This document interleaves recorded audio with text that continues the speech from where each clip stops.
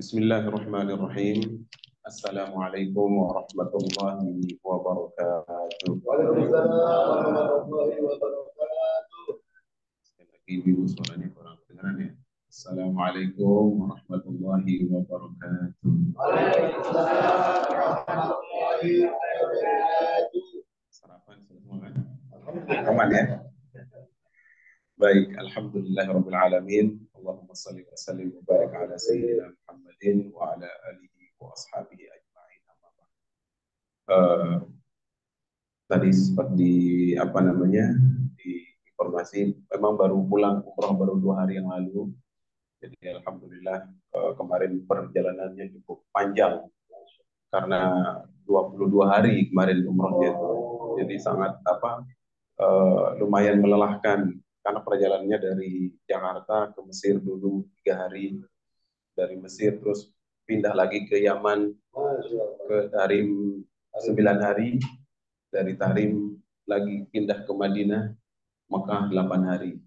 Jadi dengan perjalanannya lumayan panjang, 22 hari, di mana transit di beberapa negara. Ya. Kenapa? Enggak. Tidak Kak. So, jadi kemarin itu ke Mesir di seputaran Kairo sama Iskandaria, terus pindah ke Yaman, ke Tarim. Kemarin mengunjungi beberapa tempat, termasuk makamnya Nabi Allah Hud alaihissalam yang ada di Tarim. Masya Allah, luar biasa perjalanan kemarin, panjang sekali, 22 hari. Ya. Mudah-mudahan juga saya doakan teman-teman, Bapak Ibu semuanya bisa berziarah, bisa umrah, insya Allah. Amin. Yang pertama, alhamdulillah, segala puji bagi Allah Subhanahu wa taala yang memberikan kita kesehatan, memberikan kita ketentraman, kedamaian dan sehat, ya, yang insya Allah kita pertanggungjawabkan kesehatan kita ini di hadapan Allah dengan memperbanyak amal ibadah. Di antaranya hari ini, walaupun suasananya mungkin ada yang ngantuk-ngantuk dikit, tapi alhamdulillah semangat terus ya, ya kan? Alhamdulillah semangat untuk mengikuti atau menyemarakkan Maulid Nabi kita Muhammad SAW dengan kajian-kajian. Bapak Ibu jamaah rahimakumullah, tadi ayat yang dibaca itu luar biasa. Di situ kita nikmati lantunannya, laqad kana lakum fi Rasulillahi uswatun hasanah. Ya, laqad kana lakum fi Rasulillahi uswatun hasanah. Ada yang namanya uswatun hasanah nggak di sini? Ada?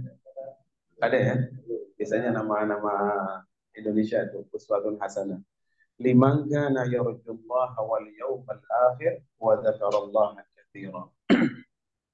Sungguh pada diri Rasulullah itu ada suri tauladan yang baik. Nah, kata-kata uswatun hasanah kalau dikaji dalam ilmu tafsir itu sifatnya menyeluruh. Perkataan, perbuatan, diamnya pun itu bagian dari uswatun hasanah. Beda kalau kita bilang qudwatun hasanah, ada qudwah namanya. Qudwah itu juga suri tauladan, tapi Allah tidak gunakan kalimat qudwah. Yang Allah gunakan ada kalimat uswah. Uswatun hasanah, yang artinya semua aspek, nggak ada celahnya sedikit pun, tidak ada kekurangannya sedikit pun. Diamnya saja sudah mengikuti sunnah. Cara jalannya, cara berpakaiannya, cara kita mendengarkan orang pun itu adalah uswatun hasanah. Itu yang ada pada diri Rasulullah Shallallahu Alaihi Wasallam. Nanti saya akan sedikit detilkan dari sisi Al-Qur'annya seperti apa mengenal Rasulullah Shallallahu Alaihi Wasallam. Jemaah Bapak Ibu rahimakumullah, yang pertama adalah yang perlu kita ketahui bahwa dengan kita mengenal Rasulullah melalui Al-Quran, maka mau tidak mau kita harus melihat konteks Al-Qurannya dulu. Ya, Al-Quran itu adalah mukjizat terbesarnya Rasulullah Shallallahu Alaihi Wasallam yang akan Allah janjikan kekal sampai hari kiamat. Jadi tidak ada perkataan ataupun mukjizat Rasulullah yang kekal abadi kecuali Al-Quran. Beda hanya dengan mukjizat yang sifatnya fisik. Maka itu terhenti dengan meninggalnya Rasulullah. Contoh misalnya Nabi punya mukjizat ngeluarin air dari jari jemarinya. Tapi begitu Nabi wafat selesai itu mukjizat. Nabi juga kalau apa namanya memandang ke depan, ke belakang sama seperti memandang ke depan. Jadi nggak perlu apa namanya, nggak perlu ngadep belakang. Beliau tahu siapa yang ada di belakangnya. Itu mukjizat beliau. Tapi ketika beliau wafat, selesai itu mukjizat. Mana buktinya? Mukjizat beliau, beliau itu kalau ngelihat ke belakang, ingat nggak orang kalau imam sholat itu kan imam suka bilang, istau luruskan dan rapatkan saf. Nah, Nabi sering begitu tuh ketika sholat, luruskan dan rapatkan saf. Yang belum rapat di belakang disebut namanya sama Nabi. Padahal Nabi nggak noleh, ya. Kalau kita kan ada spion biasanya ya, kalau mobil ya, melihat ke belakang. Tapi enggak, gitu. Jadi beliau tahu siapa yang safnya di belakang itu yang kurang rapi, disebut namanya satu-satu. Nah, itu salah satu mukjizat Nabi Shallallahu Alaihi Wasallam. Beliau bisa membelah bulan, ya.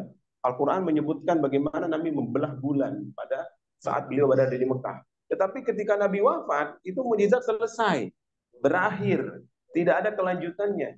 Nah, yang ada kelanjutannya adalah satu-satunya mukjizat yang kekal abadi adalah Al-Quran yang Rasul tinggalkan untuk kita hari ini. Nah, Al-Quran inilah yang akan dijanjikan oleh Allah bahwa akan dikekalkan sampai hari kiamat nanti. Tidak akan bisa dirubah. Nah, maka mengenal Nabi Muhammad melalui Al-Quran ini adalah cara yang paling tepat, cara yang paling pas untuk menambah cinta kita kepada Rasulullah Shallallahu Alaihi Wasallam. Alhamdulillah kebetulan Majelis MJ punya kajian Al-Quran, ya. Mudah-mudahan istiqomah semua insya Allah, ya. Ya, mudah-mudahan istiqomah walaupun usia sudah uzur-uzur. Ya, Masya Allah, tapi semangat-semangat, ya. Walaupun usia sudah uzur, malah bisa mengalahkan usia yang masih muda-muda. Coba bayangin setiap 2 minggu sekali, ya, setiap 2 minggu sekali itu dari jam 10 bisa sampai asar, bayangin. Bahkan sampai mau maghrib kadang-kadang kalau lagi asik ngobrol, kajian-kajiannya, itu luar biasa. Ya, itu salah satu cara kita mempelajari Al-Quran. Nah, jemaah sekalian, rahimakumullah, dari Al-Quran ini kita akan lihat begitu banyak pembukaan surah yang Allah langsung peruntukkan untuk Nabi Muhammad SAW. Contoh misalnya yang sering kita baca surah Yasin. Ya, coba kita baca. A'udzubillahi minasyaitonirrajim. Bismillahirrahmanirrahim. Yasin wal Qur'anil. Terus innaka laminal. Ayat yang ketiga itu tertuju langsung kepada Rasulullah. Bayangin, Yasin, terus wal Qur'anil Hakim, innaka laminal mursalin. Sesungguhnya engkau adalah orang yang kami utus. Jadi di pembukaan surah ini ada banyak surah-surah yang lain. Ya, banyak sekali di surah-surah yang lain di mana Allah langsung menjadikan Nabi Muhammad sebagai khitab, sebagai orang yang diajak berbicara langsung di beberapa surah pembukaannya. Yang tadi kita baca surah Yasin. Bahkan di sini Yasin wal Qur'anil Hakim, Allah jadikan sumpah dulu demi Al-Qur'an Al-Hakim, ya. Kemudian innaka laminal mursalin. Sesungguhnya engkau Muhammad benar-benar yang kami utus. Nah, dari sini saja sudah kelihatan, ya, betapa pentingnya, betapa berharganya Rasulullah di mata Allah Subhanahu wa taala. Sampai-sampai beliau itu dijuluki Sayyidul Anbiya wal Mursalin, tuannya para nabi dan para rasul. Coba bayangin, tuannya para nabi. Bahkan kemarin saya pas ziarah ke Tarim kemarin, ada salah satu ungkapan dalam sebuah kitab saya baca, setinggi-tinggi wali, ya, wali ini ya, yang ilmunya dari timur ke barat, selatan ke utara, udah Masya Allah nggak ada yang bisa ngalahin, itu tidak akan pernah mencapai paling rendah nabi. Kenapa? Karena nabi itu langsung wahyu dari Allah. Nah, kebayang gimana Rasulullah, tuannya para nabi dan rasul, ya, yang Allah sudah janjikan bagaimana mulianya para nabi, dan ini tuannya para nabi, yaitu Rasulullah Shallallahu Alaihi Wasallam. Dari Nabi Adam sampai dengan manusia terakhir yang Allah ciptakan nanti, itu semua bermuara kepada Rasulullah Shallallahu Alaihi Wasallam. Maka kita juga lihat di surga itu akan ada beberapa pintu, di mana pintunya itu bertuliskan La ilaha illallah Muhammadur Rasulullah. Jadi selalu nama Muhammad itu selalu digandengkan dengan Allah Subhanahu wa taala. Tidak ada, bukan berarti menyampingkan nabi-nabi yang lain, tidak. Tetapi begitulah Rasulullah SAW. Kita hari ini, maaf-maaf, walaupun di Indonesia ini kadang ada orang yang nggak sholat, yang lumayan agak mungkin masih berandal, masih preman-preman, tapi kalau Nabi Muhammad diejek, diolok, ngamuk nggak? Ngamuk. Coba lihat waktu demo-demo kemarin, waktu ada orang yang menghina Nabi Muhammad SAW, itu yang hadir-hadir itu malah orang-orang yang masih bertato, yang orang yang mungkin masih masih semeraut. Tapi begitu Nabi Muhammadnya diejek, diolok, dihina, maka mau tidak mau mereka harus ikut membela Rasulullah Shallallahu Alaihi Wasallam. Nah, itu yang kita inginkan dalam acara Maulid seperti ini. Kajian bagaimana mengenal lebih dalam tentang Rasulullah Shallallahu Alaihi Wasallam. Nah, itu yang pertama. Bagaimana Allah menjadikan beberapa pembukaan suratnya itu langsung tertuju kepada Rasulullah Shallallahu Alaihi Wasallam. Kemudian yang kedua, mari kita lihat bagaimana persiapannya Rasulullah untuk menerima Al-Quran. Kebayangkan gimana Nabi Shallallahu Alaihi Wasallam begitu berat menerima wahyu ini, sampai-sampai bahkan disebutkan dalam Al-Quran, Inna sanulqi alaika qawlan taqila. Wahai Muhammad, sungguhnya kami akan memberikan engkau perkataan yang berat. Begitu kira-kira Allah mendeskripsikan Al-Quran. Inna sanulqi alaika qawlan taqila. Wahai Muhammad, kami akan memberikan kepada dirimu perkataan yang amat berat. Nah, dari situ udah ketahuan bagaimana Al-Quran mulia, Rasulullah SAW mulia, sehingga dua hal ini bertemu, Al-Quran dengan Rasulullah Sallallahu Alaihi Wasallam. Rasulullah menerima Al-Quran itu bukan langsung datang ujuk-ujuk, tidak, Bapak Ibu sekalian. Tetapi beliau menerima Al-Quran dengan penuh persiapannya yang luar biasa. Bahkan untuk persiapannya sendiri itu digembleng dulu berpuluh-puluh tahun, ya, dari kecil. Bagaimana supaya Rasulullah SAW siap menerima Al-Quran? Bahkan lebih dari itu, sebelum lahirnya pun sudah ada persiapan-persiapan dari Allah Subhanahu Wa Taala.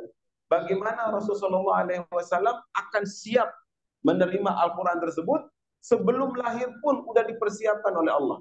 Maka dalam acara ini sedikit mungkin saya akan flashback bagaimana Nabi Shallallahu Alaihi Wasallam itu disejarahkan oleh para ahli sirah, ya, para ahli sejarah tentang detik-detik lahirnya Nabi kita Muhammad Shallallahu Alaihi Wasallam.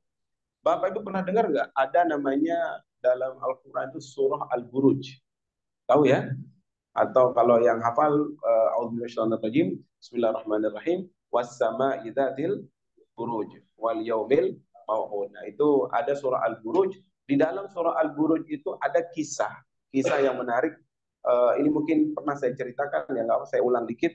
Itu ada kisah di situ namanya Ashabul Ukhdud namanya. Ya, apa namanya? Ashabul Ukhdud. Beda kalau Ashabul Kahfi lain lagi. Ya, ada namanya Ashabul Kahfi. Kalau ini apa namanya? Ashabul Ukhdud, yaitu orang-orang yang dibakar hidup-hidup dalam lubang. Jadi Ashabul Ukhdud ini sedikit saya ceritakan karena ada kaitannya dengan peristiwa Abrahah kan, sampai dengan lahirnya Nabi Shallallahu Alaihi Wasallam. Ashabul Ukhdud itu ada raja yang begitu kejam di Yaman. Raja ini luar biasa, ya, mungkin mirip-mirip Fir'aun. Namanya Dzunnuwas namanya. Ya, siapa namanya? Dzunnuwas. Ini kejamnya minta ampun, ya, luar biasa. Namanya Dzunnuwas. Ketika itu, dimanapun raja di belahan dunia itu mereka saat itu pasti punya penasehat. Namanya penasehat itu rata-rata mereka ahli penyihir, ahli perdukunan, rata-rata. Termasuk Fir'aun. Fir'aun malah punya penyihir ribuan penyihir. Yang ingat nggak waktu dia lempar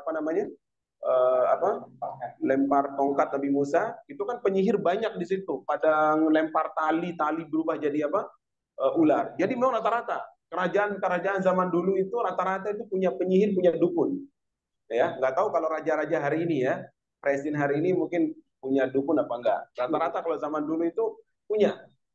Nah, waktu itu si Dzunnuwas ini dia punya penyihirnya udah sepuh, udah tua banget. Jadi ya usianya udah uzur. Jadi performa sihirnya itu sudah mulai Udah mulai luntur begitulah kira-kira. Nah, kata penyihir ini karena dia sadar udah tua, dia bilang ke raja, wahai raja, eh, sebaiknya ini kata kata penyihir ini, wahai tuan raja, sebaiknya Anda cari pengganti saya karena saya ini sudah mulai uzur, udah mulai tua begitu. Kata kata Zunwa si raja ini, baiklah, coba nanti kita akan seleksi, kita akan cari pemuda-pemuda di penjuru bumi ini, di penjuru negeri ini, kita seleksi mana yang kira-kira layak, itu yang kita angkat jadi penggantimu. Nah akhirnya apa? Dicari pemuda-pemuda di situ, dicari siapa yang paling pinter, yang paling cekatan, itu dipilih untuk menjadi pengganti penyihir si raja. Nah maka dicari, diseleksi A sampai Z, ketemunya sosok anak muda. Sebutlah namanya Gulam namanya. Ya, siapa namanya? Gulam. Sebutlah anak namanya Gulam. Gulam dipanggil ke istana.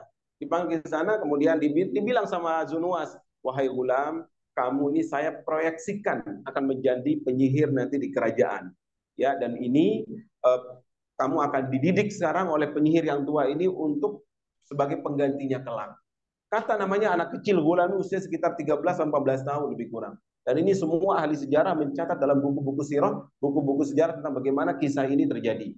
Nah, ketika sudah resmi akan menjadi pengganti si penyihir, maka si Gulam ini pun akhirnya apa? Dia dididik tiap hari harus datang ke istana. Dari rumah datang ke istana, dari rumah datang ke istana. Rupanya dari rumah ke istana, dia melihat di perjalanannya ada gubuk kecil. Gubuk kecil yang dihuni oleh seorang kakek tua. Dilihat setiap datang ke istana dia noleh. Wah, ada kakek-kakek di situ. Setiap pokoknya pulang pergi selalu dia lihat ada gubuk kecil di situ. Maka akhirnya Pak Gulam ini secara sengaja, akhirnya penasaran, dia berhentilah di gubuk kecil itu.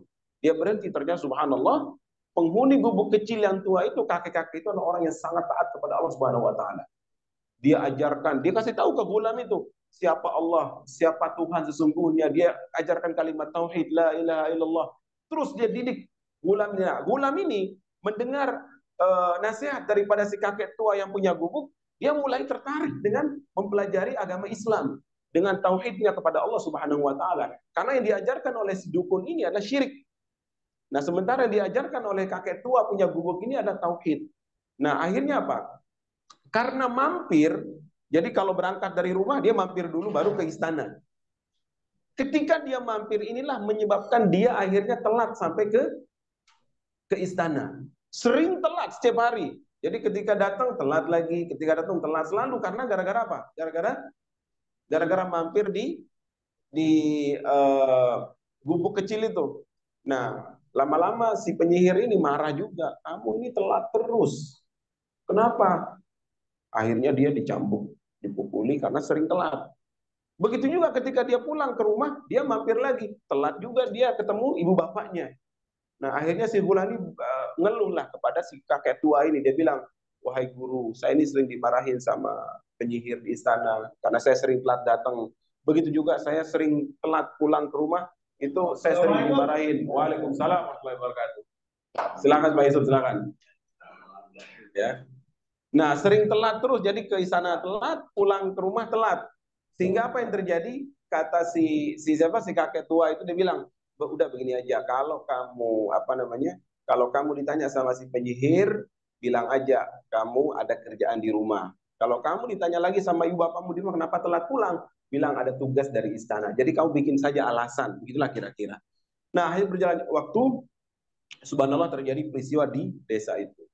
Terjadi ada binatang buas yang yang mengganggu masyarakat. Jadi masyarakatnya nggak bisa bekerja ke arah binatang buas itu. Wah itu ngamuk semacam singa lah. Dia ngamuk itu. Ngamuk si binatang buas ini sehingga masyarakat nggak bisa bekerja. Semua orang takut keluar rumah. Nah, ketika binatang ini ngamuk, kebetulan Gulam si kecil ini lagi jalan.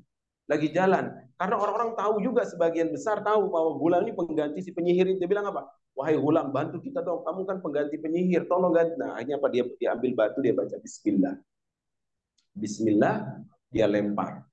Ya, dia lempar si binatang buas itu. Ketika dia lempar, binatang buas itu jatuh dan langsung mati. Orang semuanya apa namanya? Kagum, kagum. Wah, ini benar-benar pengganti penyihir walaupun usianya masih kecil. Luar biasa ini. Nah, akhirnya apa yang terjadi? Semua tersebar di seluruh desa, di penjuru negeri bahwa pemuda ini sudah layak menggantikan penyihir itu. Nah, ditambah lagi setelah selesai peristiwa tentang binatang buas itu, ada lagi peristiwa yang lebih besar. Ada satu menteri daripada Zunuwas itu, dia punya menteri, maaf, matanya buta, karena dia tahu si anak muda ini udah mulai pinter ngobatin orang, udah mulai pinter, dia datang. Dan subhanallah ternyata sembuh juga diobatin. Selalu yang dia pakai adalah bismillah, dengan nama Allah. Dia usap sembuh. Selalu kalimatnya bismillah, usap sembuh. Itu dengan keyakinan ya, dengan tauhidnya kepada Allah Subhanahu wa taala. Akhirnya apa? Tersebar kemana-mana. Nah, kata si Gulam ini, selalu dia pesan kepada orang-orang yang dia obati, kamu kalau udah saya obati, diem. Jangan sampai bilang apa yang saya baca. Karena dia takut ketahuan oleh si raja. Raja ini syirik dia orangnya.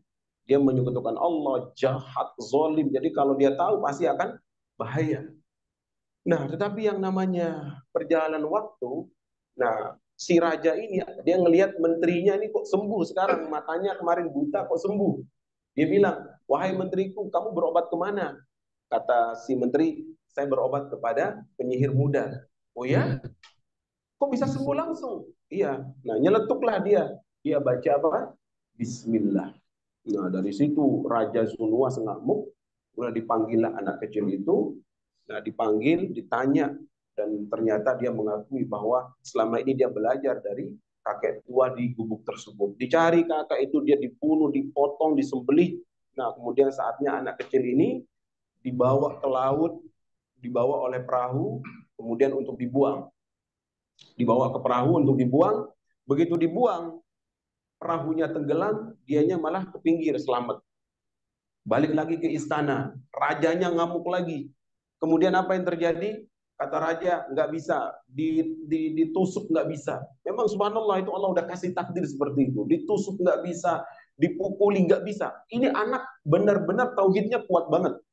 Nah akhirnya apa? Kata raja saking nggak bisa anak ini dibunuh, dia bilang bawa dia ke gunung yang paling tinggi di negeri Yaman ini, lempari dia. Nah dibawa anak kecil ini, anak muda ini dibawa ke atas gunung, dilempar sampai jatuh menggelinding nggak mati. Balik lagi dia ke istana sampai raja sudah apa namanya?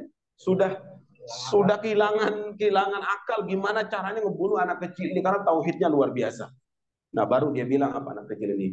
Demi Allah, kamu tidak akan pernah bisa membunuhku kecuali dengan satu syarat. Kata Raja Zunus apa? Apa syaratnya? Katakan.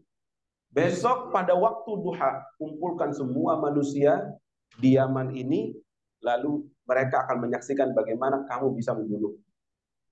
Baiklah, diumumkan semua ke penduduk Yaman, ya, ke penduduk Yaman, diumumkan semuanya untuk hadir besok melihat proses pembunuhan atau proses eksekusi si kecil ini. Nah, hanya dia diikat, kemudian disaksikan oleh semua orang, lalu si anak ini berteriak begini, wahai raja yang zalim, ambil kapak atau panah, lalu ucapkan Bismillah wa rabbil ghulam, maka kamu akan bisa membunuhku dengan nama Allah dan dengan nama Tuhannya ghulam ini, yaitu Allah Subhanahu wa ta'ala. Disaksikan oleh semua orang. Akhirnya apa yang terjadi? Nah, dipanah sambil raja itu mengatakan Bismillah dengan nama Allah, wa rabbil ghulam, dan dengan nama Tuhan si ghulam ini. Maka dipanah dan anak itu pun meninggal. Semua orang yang menyaksikan ratusan ribu saat itu langsung mengatakan asyhadu alla ilaha illallah. Kami beriman kepada Allah, Rabbil ghulam, Tuhannya ghulam ini. Raja, ternyata itulah maksud daripada anak kecil ini mengumpulkan manusia supaya mereka penduduk itu beriman kepada Allah Subhanahu wa taala. Namun apa yang terjadi Bapak Ibu sekalian ketika mereka beriman? Nah, disinilah inti dari surah Al-Qur'annya, Ashabul Ukhdud. Semua yang bersyahadat, ribuan orang itu langsung dibuatin lubang, dibakar hidup-hidup. Dibakar hidup-hidup semuanya. Makanya disebut dengan Ashabul Ukhdud. Banyak, itu panjang ceritanya. Intinya dibakar semua oleh oleh Zunuwas. Nah, ketika selesai dibakar, subhanallah, ada satu yang berhasil menyelamatkan diri. Nah, ini yang akan nyambung ceritanya kepada Abraha ini. Siapakah dia? Yang berhasil menyelamatkan diri itu ada sosok anak muda yang bernama Daus namanya. Ya, siapa namanya? Daus. Ada Daus ini? Ada. Oh ya, namanya. Oh ya. Namanya sama ya? Oh iya. Jadi dia yang selamat, namanya Daus. Daus ini berhasil menyelamatkan diri dari pembakaran itu. Ya, dari pembunuhan massal itu si Daus ini berhasil lari. Dia lari pergi siang malam berjalan kaki lari ketemu Raja Romawi. Ya, ketemu Romawi. Dia sampaikanlah keluhannya. Kami punya raja di Yaman jahat, zalim. Dia membunuh kami, dia bakar kami hidup-hidup. Tolong bantu kami. Kata Raja Romawi, dia bilang, kalau kami dari Romawi terlalu jauh kalau ke Yaman. Gini saja, kamu saya kasih surat, kamu minta bantuan. Minta bantuan ke Najasyi, Raja Afrika yang berada di Ethiopia. Kalau sekarang negaranya namanya Ethiopia. Kebetulan kemarin saya transit di Ethiopia, nginep semalam. Jadi ternyata di Ethiopia itu banyak sejarah Rasulullah di situ. Banyak sejarah Nabi dan banyak ada sahabat juga yang dimakamkan di sana. Di Ethiopia itu karena dulu ada dua gelombang hijrah sebelum hijrahnya sahabat ke Madinah. Itu sebelumnya mereka pernah berhijrah ke Ethiopia dua kali, dua gelombang, ya, dua gelombang dan jumlahnya cukup banyak jumlahnya yang berhijrah ke negeri Ethiopia. Nah, jadi si Daus ini akhirnya apa? Minta bantuan kerajaan Najasyi. Minta bantuan kerajaan Najasyi. Ya, silakan. Minta bantuan kerajaan Najasyi untuk dia dibantu karena rajanya ini zalim, ya, yang bernama Zunuwas ini. Akhirnya apa? Raja Najasyi mendengar kisah si Daus ini yang dia dianiaya, dibakar hidup-hidup, ngamuklah dia. Ngamuk ini si Raja Najasyi. Dia bilang, kalau begitu saya akan kirimkan kamu 2 jenderal kepercayaan saya untuk bisa membantai itu raja kamu yang jahat itu. Disiapinlah beberapa peleton pasukan yang dipimpin oleh 2 jenderal. Siapa 2 jenderal ini? Yang pertama bernama Iryad, yang kedua bernama Abraha. Ya, siapa namanya? Iryad sama Abraha. 2 jenderal ini dikirim secara cepat. Akhirnya dia mampu mengalahkan raja yang zolim itu. Nah, akhirnya apa? Yang berkuasa di situ adalah 2 orang tadi di Yaman, yaitu Iryad dan Abraha. Nah, dari sini kisahnya dimulai.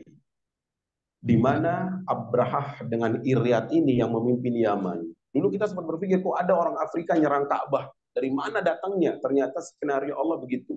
Jadi dari peristiwa Ashabul Ukhdud, datang ke Najasyi, datang ke Ethiopia, diutusnya Abraha sama temennya untuk memimpin Yaman. Nah, ketika 2 orang ini, 2 jenderal ini, Iryad sama Abraha memimpin Yaman, itu Yaman dipimpin dengan adil. Tapi lama-kelamaan, si Iryad ini, yang panglima ini, lama-lama karakternya berubah. Jadi beringas. Ya, karena karakternya berubah, Abraha mulai nggak suka. Abraha itu orangnya baik, bagus. Dia hafal Taurat, dia hafal Injil. Jadi orangnya kalau bahasa sekarang ini ulama ini. Siapa namanya? Abraha ini. Orangnya orang alim, dia pinter. Nah, karena dia nggak suka dengan temennya yang beringas, dia bilang begini, Abraha, ya udah Iryad, daripada kita mengorbankan pasukan kita, mending kita berantem berdua. Siapa yang menang dia jadi raja di Yaman ini. Maka berantemlah mereka berdua antara Iryad dengan Abraha dan dimenangkan oleh Abraha. Nah, ketika Abraha sudah jadi pemimpin tunggal di Yaman, dia ingin lebih menyenangkan rajanya di Afrika. Maka dia bangun tempat peribadatan yang luar biasa megah di Yaman. Dia bangun tempat peribadatan semacam gereja di Yaman supaya semua penduduk Arab datang ke situ. Semua biar ya pas selesai dibangun itu bangunan, dikirimi surat semua. Di Yaman, di Jazirah Hijaz, semua di Timur Tengah itu dikirimi surat oleh Abraha untuk datang beribadah ke Yaman. Nah, termasuk yang dikirimi surat adalah penduduk Mekah, yang dimana ada di situ adalah kakek daripada Rasulullah SAW sebagai pemimpin Mekah saat itu, Abdul Muttalib. Dikirimi surat semua. Nah, apa yang terjadi? Semua penduduk Arab itu datang ke Yaman untuk melihat gereja yang megah itu. Nah, akan tetapi satu suku yang tidak mau datang, yaitu orang-orang yang tinggal di Mekah. Ini yang nggak mau datang. Jadi berkali-kali disurati oleh Abraha, nggak mau datang mereka, nggak mau datang. Kemudian Abraha nanya ke penasehatnya, hai penasehat, ini kok orang Mekah ini nggak mau datang? Berkali-kali saya kirim surat, sementara yang lain pada datang semua ke gereja saya. Kata penasihatnya apa? Wahai Tuhan, bagaimana mungkin mereka akan datang ke Yaman sementara mereka di Mekah itu ada bangunan yang mereka sangat agungkan yang bernama Ka'bah. Oh ya, kata Abraha, iya ada Ka'bah di sana. Kalau begitu siapkan besok pasukan bergajah, kita datang ke Mekah untuk menghancurkan Ka'bah. Nah, itulah keegoisan daripada Abraha. Akhirnya apa? Dia datang membawa pasukan bergajah yang dipimpin langsung oleh Abraha. Jadi semua gajah warnanya hitam kecuali gajah yang dia tunggangi, ya, warnanya putih, ya. Dia bawalah itu gajah, kemudian sempat melewati Taif, nyasar dia dari Yaman dia ke Taif, nyasar, ditunjuki jalan, dia pindah langsung menuju ke Mekah. Nah, ketika sampai di Mekah, sebelum sampai di Mekah, kalau teman-teman yang pernah umrah itu tahu ada namanya Muzdalifah, ya, ada Arafah, ada Muzdalifah, ada Mina. Dan di Muzdalifah itu Abraha sempat bikin tenda di situ. Jadi dia transit dulu sebelum ngancurin Ka'bah. Dia transit di mana? Di Muzdalifah, dia bikin tenda-tenda. Nah, ketika dia bikin tenda, dia bilang ke pengawal-pengawalnya, wahai pengawal, tolong kau datangi itu orang Mekah. Cari pemimpinnya yang bernama Abdul Muthalib. Bilang bahwa saya, Abraha, akan menghancurkan Ka'bah. Akhirnya benar, si pengawal-pengawal ini datang menemui Abu Thalib di Mekah. Dia bilang apa? Wahai Abdul Muthalib, kami sekarang bawa pasukan bergajah dipimpin oleh panglima kami akan menghancurkan Ka'bah. Berkali-kali dikasih tahu, tapi Abdul Muthalib dingin, dingin aja dia. Jadi dia tidak ada apa namanya, nggak ada respon gitu. Oh ya, mau hancurin, jangan dong. Enggak, dia dingin-dingin aja. Berkali-kali dikasih tahu, sampai Abraha heran, loh kok dia dingin doang ini dikasih tahu bahwa kita mau hancurin Ka'bah, dia biasa-biasa aja Abdul Muthalib. Sampai Abraha sendiri beram, ya, geram itu dia mulai mengamuk, dia bilang ke pengawalnya, kalau begitu semua pasukan masuk ke Mekah, sita semua hewan ternak mereka. Akhirnya apa? Datanglah pasukan dari Abraha ini, datang masuk ke Mekah, dia sita semua. Dia sita semua punya ternak orang Mekah, dia sita. Begitu disita semua ternak, baru Abdul Muthalib datang. Nah, begitu datang Abdul Muthalib, dipanggillah oleh pengawalnya, wahai Tuan, Anda dicari oleh Abdul Muthalib. Kata Abraha dalam hati, datang juga dia. Ya, akhirnya apa? Ditemuin datang, ada satu penerjemahnya, dia datang. Langsung Abdul Muthalib tanpa basa-basi dia bilang, hai Tuan Abraha, kembalikan ternak kami. Apa kata Abraha? Oh, tadinya, kata Abraha ini, tadinya aku pikir kamu itu orang yang berwibawa, orang yang agung, orang yang besar, karena mimpin kota Mekah.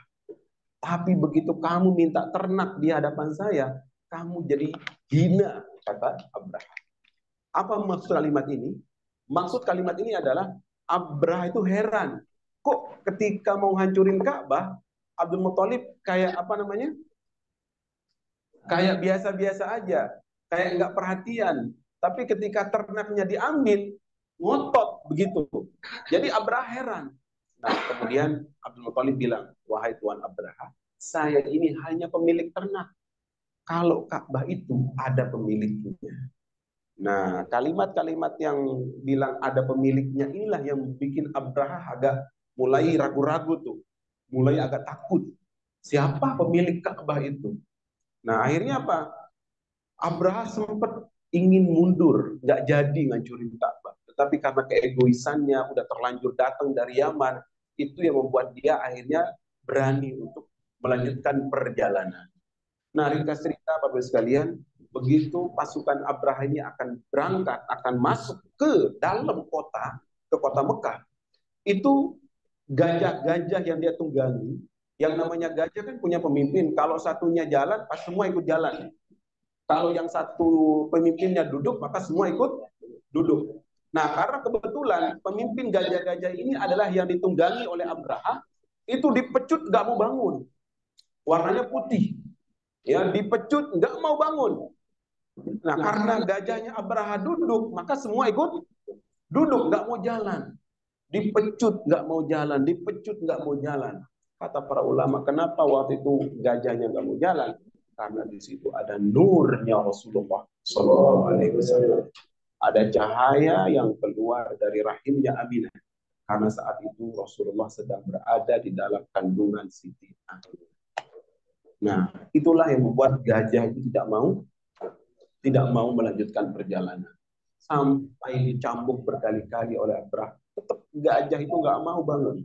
Karena dari Mekah itu sudah ada cahaya yang keluar dari Aminah, yaitu cahaya Rasulullah Shallallahu Alaihi Wasallam. Bapak Ibu sekalian, maka ketika melanjutkan perjalanan, Allah kirimkan burung, dan ini pun diabadikan dalam satu surah yang bernama Alam tara kaifa fa'ala rabbuka bi ashabil fil alam yaj'al kaidahum fi tadlil wa arsala alaihim tayran ababil tarmihim bil sijil faj'alahum ka'asfin ma'kul. Ketika Abrahah terjadi, makanya disebut dengan tahun gajah. Nabi SAW beberapa bulan kemudian lahir, diiringi dengan peristiwa besar. Nah, inilah maulid kita hari ini, diiringi dengan peristiwa besar. Ketika Nabi lahir, itu api yang ada di Persia yang usianya 300 tahun. Bayangkan, tahu kan orang Persia, orang Majusi itu dia sembah apa? Sembah api. Mereka itu nyembah api. Jadi ada api di sana itu yang nggak pernah padam. Nggak pernah padam. Api abadi namanya. Itu usianya udah 300 tahun nggak padam-padam itu api. Subhanallah, pada malam lahirnya Rasulullah, api itu tiba-tiba ada. Itu kejadian pertama, yang kejadian luar biasa. Jadi yang kedua, ada 14 teras istana Raja Romawi tiba-tiba roboh. Tiba-tiba roboh, nggak ada gempa, nggak ada angin, nggak ada badai, tiba-tiba roboh saja. Itu teras tiang pencakar itu tiba-tiba roboh. Nah, itu kejadian yang mengiringi lahirnya Nabi Muhammad SAW. Peristiwa ketiga yang besar pada malam maulidnya Rasulullah SAW apa? Ketika di Madinah terlihat ada bintang yang dipercayai oleh orang Yahudi, itu bintang itu bernama bintang Ahmad namanya. Jadi mereka tahu di agama Yahudi itu ada bintang, itu dia akan muncul, pokoknya akan muncul sekali dalam seumur hidup dunia ini. Namanya bintang Ahmad. Dan semua rahib-rahib Yahudi kenal bagaimana ciri-ciri bintang Ahmad itu.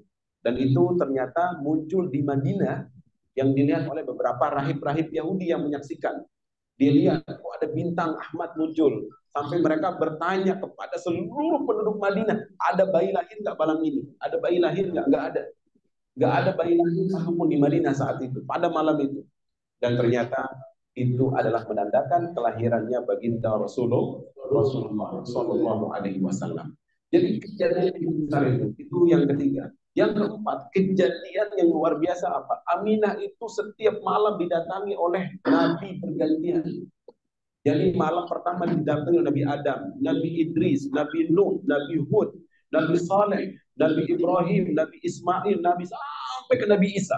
Tiap malam bergiliran didatangi oleh para nabi. Diberikan kabar gembira bahwa anakku ini akan menjadi penutup para nabi. Jadi setiap malam jadi kebayang ibu-ibu ini lagi melahirkan tiba-tiba didatangi oleh nabi. Itu gimana mulianya itu kandungan kita itu. Dan ini Aminah ketika dia mengandung itu selalu didatangi oleh para nabi. Didatangi, diberikan kabar gembira tentang anaknya ini adalah pembawa keberkahan dan anaknya ini adalah penutup para rasul dan para anbiya. Itu yang keempat. Yang kelima, selama mengandung, Aminah merasakan seakan-akan tidak mengandung, tidak hamil. Jadi alamin tidak ada rasa sakit sedikit pun. Gak pernah ngeluh, tidak ada rasa sedikit pun sakit dalam kandungannya, termasuk ketika melahirkan. Itulah salah satu kebesaran bagaimana peristiwa dahsyatnya lahirnya Rasulullah Shallallahu Alaihi Wasallam. Maka Bapak Ibu sekalian yang saya hormati, saatlah tiba waktunya Allah menitipkan makhluk termulia di muka bumi ini yang bernama Muhammad itu melalui rahim seorang perempuan mulia bernama Aminah. Lahirlah Nabi Sallallahu Alaihi Wasallam pada hari Senin 12 Rabiul Awal yang sekarang kita rayakan itu pada 12 Rabiul Awal, peristiwa lahirnya baginda Rasulullah Sallallahu Alaihi Wasallam. Cinta kita ke beliau, sayang kita ke Rasulullah, jiwa raga kita sampai kita rela korbankan untuk Rasulullah SAW. Ibu-ibu, bapak-bapak di sini belum pernah melihat Nabi Muhammad, benar nggak? Pernah lihat nggak? Tapi kita beriman setengah mati ke dia hari ini. Kita nggak pernah kita ketemu. Kita hanya dengar dari guru-guru kita, dari orang tua kita. Kita baca, coba bayangin ya. Kita sebut nama dia sehari itu, subhanallah, ini kalau kita bicara Rasulullah SAW, kita sebut setiap hari, nggak sah sholat kita kalau nggak sebut namanya. Bayangin, nggak sah sholat kita kalau kita nggak sebut nama Muhammad. Kita kalau nggak baca sholawat di dalam sholat, Allahumma sholli ala Muhammad, nggak sah sholatnya. Karena bagian dari rukun tasyahud. Bayangin, setiap hari kita sebut namanya. Setiap hari kita dengar orang lantunin namanya ketika azan. Itu betapa mulianya sosok ini. Sampai hari ini pun kita walaupun belum pernah bertemu dengan beliau, tapi kita beriman mati-matian kepada beliau Shallallahu Alaihi Wasallam. Apa yang kita lihat, kita lakukan hari ini ya, persaudaraan kita di MJ semuanya, Bapak Ibu sayang kepada suami, kepada anak, kepada teman-teman. Ini semua karena berkat Rasul Shallallahu Alaihi Wasallam. Kalau nggak ada Rasul, baik kita masih bulu-buluan ini. Kalau nggak ada Rasulullah ngajarin kita tata kerama, sopan santun, kita masih seperti barbar ini kita semua. Masih seperti hutan, saling bunuh-bunuhan, saling pokoknya siapa yang kuat dia yang menang, dia yang berkuasa. Subhanallah, Allah kirimkan manusia mulia ini datang kepada kita untuk diajarkan kita sopan santun, tata kerama, gimana anak supaya bakti kepada kedua orang tua sayang kepada anak, istri bakti sama suami, suami menghargai istri. Itu semua adalah bagian dari ajaran Nabi kita Shallallahu Alaihi Wasallam. Bagaimana menghormati teman, supaya teman kita nggak tersinggung, kita harus bisa bertata krama, berucap yang bagus, kita berakhlak mulia sama teman, kita menghargai di hadapan orang-orang. Itu semua ada tata krama yang Rasul ajarkan kepada kita yang kita praktekkan hari ini. Nah itu makanya bagaimana dahsyatnya Nabi kita Shallallahu Alaihi Wasallam. Coba kalau kita tidak ada sosok mulia ini, mungkin sampai hari ini kita nggak tahu bagaimana adab yang baik. Kalau kita makan pakai tangan kanan, kalau kita cebok pakai tangan kiri, itu semua beliau yang ngajarin.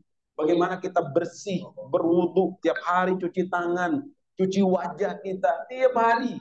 Bayangin 5 kali lah kalau kita sholat fardu aja, belum tambah sunnah-sunnah yang lain. Itu kita selalu cuci wajah untuk berwudu. Kemudian kita jadi orang yang berbakti, kita jadi menghargai orang, itu semua adalah bagian dari ajaran Rasulullah Shallallahu Alaihi Wasallam. Bapak Ibu jamaah yang saya hormati, inilah peringatan yang insya Allah mudah-mudahan banyak hikmahnya dari pengajian kita ini. Kita mengenal Rasulullah SAW itu bukan hanya dari sudut pandang namanya saja, tetapi akhlaknya itu yang paling penting. Bagaimana kita memperoleh hikmah dari apa yang Rasulullah ajarkan kepada kita semua. Coba kalau kita lihat di kita, subhanallah ya, ini di Bapak Ibu sekalian kan banyak suku-suku kita ini, ada yang suku Jawa, ada yang Ambon, ya, ada yang Sunda, ada yang Aceh, Medan, semua kita ini berbagai macam suku, subhanallah ya, berbagai macam suku. Tapi kalau kita sholat itu gaya kita sama semua, benar nggak? Semua negara di dunia ini kalau kita lihat itu ada yang bahasanya berbeda-beda. Tapi ketika kita udah berbicara agama, itu semua kita disatukan oleh satu wadah. Jadi kita sama takbirnya, kita semua Al-Fatihahnya sama semua, tahiyatnya sama, tidak ada yang beda. Nah itu apa? Itulah cara Rasulullah bagaimana supaya umat ini bersatu. Jadi dia ajarkan kita sesuatu yang fundamental yang nggak boleh bergeser sedikit pun untuk mempersatukan kita semuanya. Makanya masya Allah, ya luar biasa dengan adanya pengajian-pengajian seperti ini, itu akan menambah cinta kita kepada Rasulullah Shallallahu Alaihi Wasallam. Ada satu hadis yang berbunyi, la yu'minu ahadukum hatta akuna ahabbu ilaihi min waladihi wa walidihi wan nasi ajma'in. Tidak sempurna iman kalian sampai kalian benar-benar lebih mencintaiku daripada anak-anak kalian, suami-suami kalian, atau orang tua kalian, atau keluarga kalian. Nah, kita sekarang hari ini Kalau kita ditanya nih dari hati paling dalam ya, hati paling dalam itu kecintaan kita kepada Rasulullah itu sudah sampai kemana? Udah sampai batas level di mana kecintaan kita kepada Rasulullah Shallallahu Alaihi Wasallam. Ini yang perlu kita ukur, ya. Level cinta kita ini sudah sampai di mana tentang cinta kita kepada Rasulullah Shallallahu Alaihi Wasallam. Kalau cinta kita kepada Rasulullah sudah mantap, sudah dirasa levelnya tinggi, satu aja kuncinya. Apa kuncinya? Kata para ulama, maafin orang yang sudah menyakiti kalian. Nah, saya mau tanya sekarang, kalau ini ya di hati yang paling dalam, kalau ada orang nyakitin kita, maki-maki kita tiap hari, ya, maafin nggak? Maafin nggak? Hah? Maafin nggak? Hah? Tampar dulu. Hah? Maafin nggak? Hah? Gimana, Bu? Hah? Pertama maafin, yang kedua jangan ya. Ya. Nah, jadi kalau mau mengukur cinta kita kepada Rasulullah, bagaimana perasaan kita memaafkan orang yang pernah menyakiti kita. Itu cara mengukurnya. Itu semua ulama sepakat. Itu cara mengukur level cinta kita kepada Rasulullah. Nah, jadi kalau ada orang yang udah plong, yang udah nggak ada dosa, ibaratnya tuh udah mau orang ngomong apa, udah bebas-bebas aja, dia nggak pernah peduli, dia maafin semua, nah itu top itu, top banget. Jadi kalau ada orang yang bisa memaafkan orang lain, nah itu luar biasa. Makanya tadi saya tanya, kira-kira mampu nggak ada orang nyakitin kita nih, atau ada suami kita pernah menyakiti kita, atau istri pernah menyakiti suaminya, dimaafin tanpa ada embel-embel syarat. Mampu nggak? Belum ya? Tetap ada syarat. Tetap ada syarat, ya kan? Tetap ada syarat. Nah, kita bisa mengukur kecintaan kita kepada Rasulullah itu dengan cara bagaimana sikap kita kepada Allah. Kenapa? Karena ada cerita, ini sedikit saya singgung ceritanya ya. Jadi mungkin semua teman-teman udah tahu nih cerita ini. Jadi Rasulullah pernah duduk dengan para sahabat, lagi nyantai-nyantai duduk, tiba-tiba ada seseorang lewat. Orangnya biasa begitu, tanpa ada apa ya, nggak ada kesan dia orang ahli ibadah, nggak ada kesan dia ini orang alim. Dia lewat dari depan, tiba-tiba Rasul berkata kepada para sahabatnya, wahai sahabatku, mau nggak kalian aku tunjukkan penghuni surga yang ada di dunia ini? Kata para sahabat, mau. Dan Rasul menunjuk, lihatlah laki-laki itu yang sedang jalan, itulah penghuni surga. Sahabat-sahabat kaget, loh, ternyata bukan fulan yang terkenal alim, bukan orang yang selama ini kita lihat sujud sampai apa namanya, sampai bengkak atau sampai apa kakinya sampai apa, ternyata bukan itu. Ternyata yang ahli ibadahnya orang yang biasa-biasa ternyata, ya kan?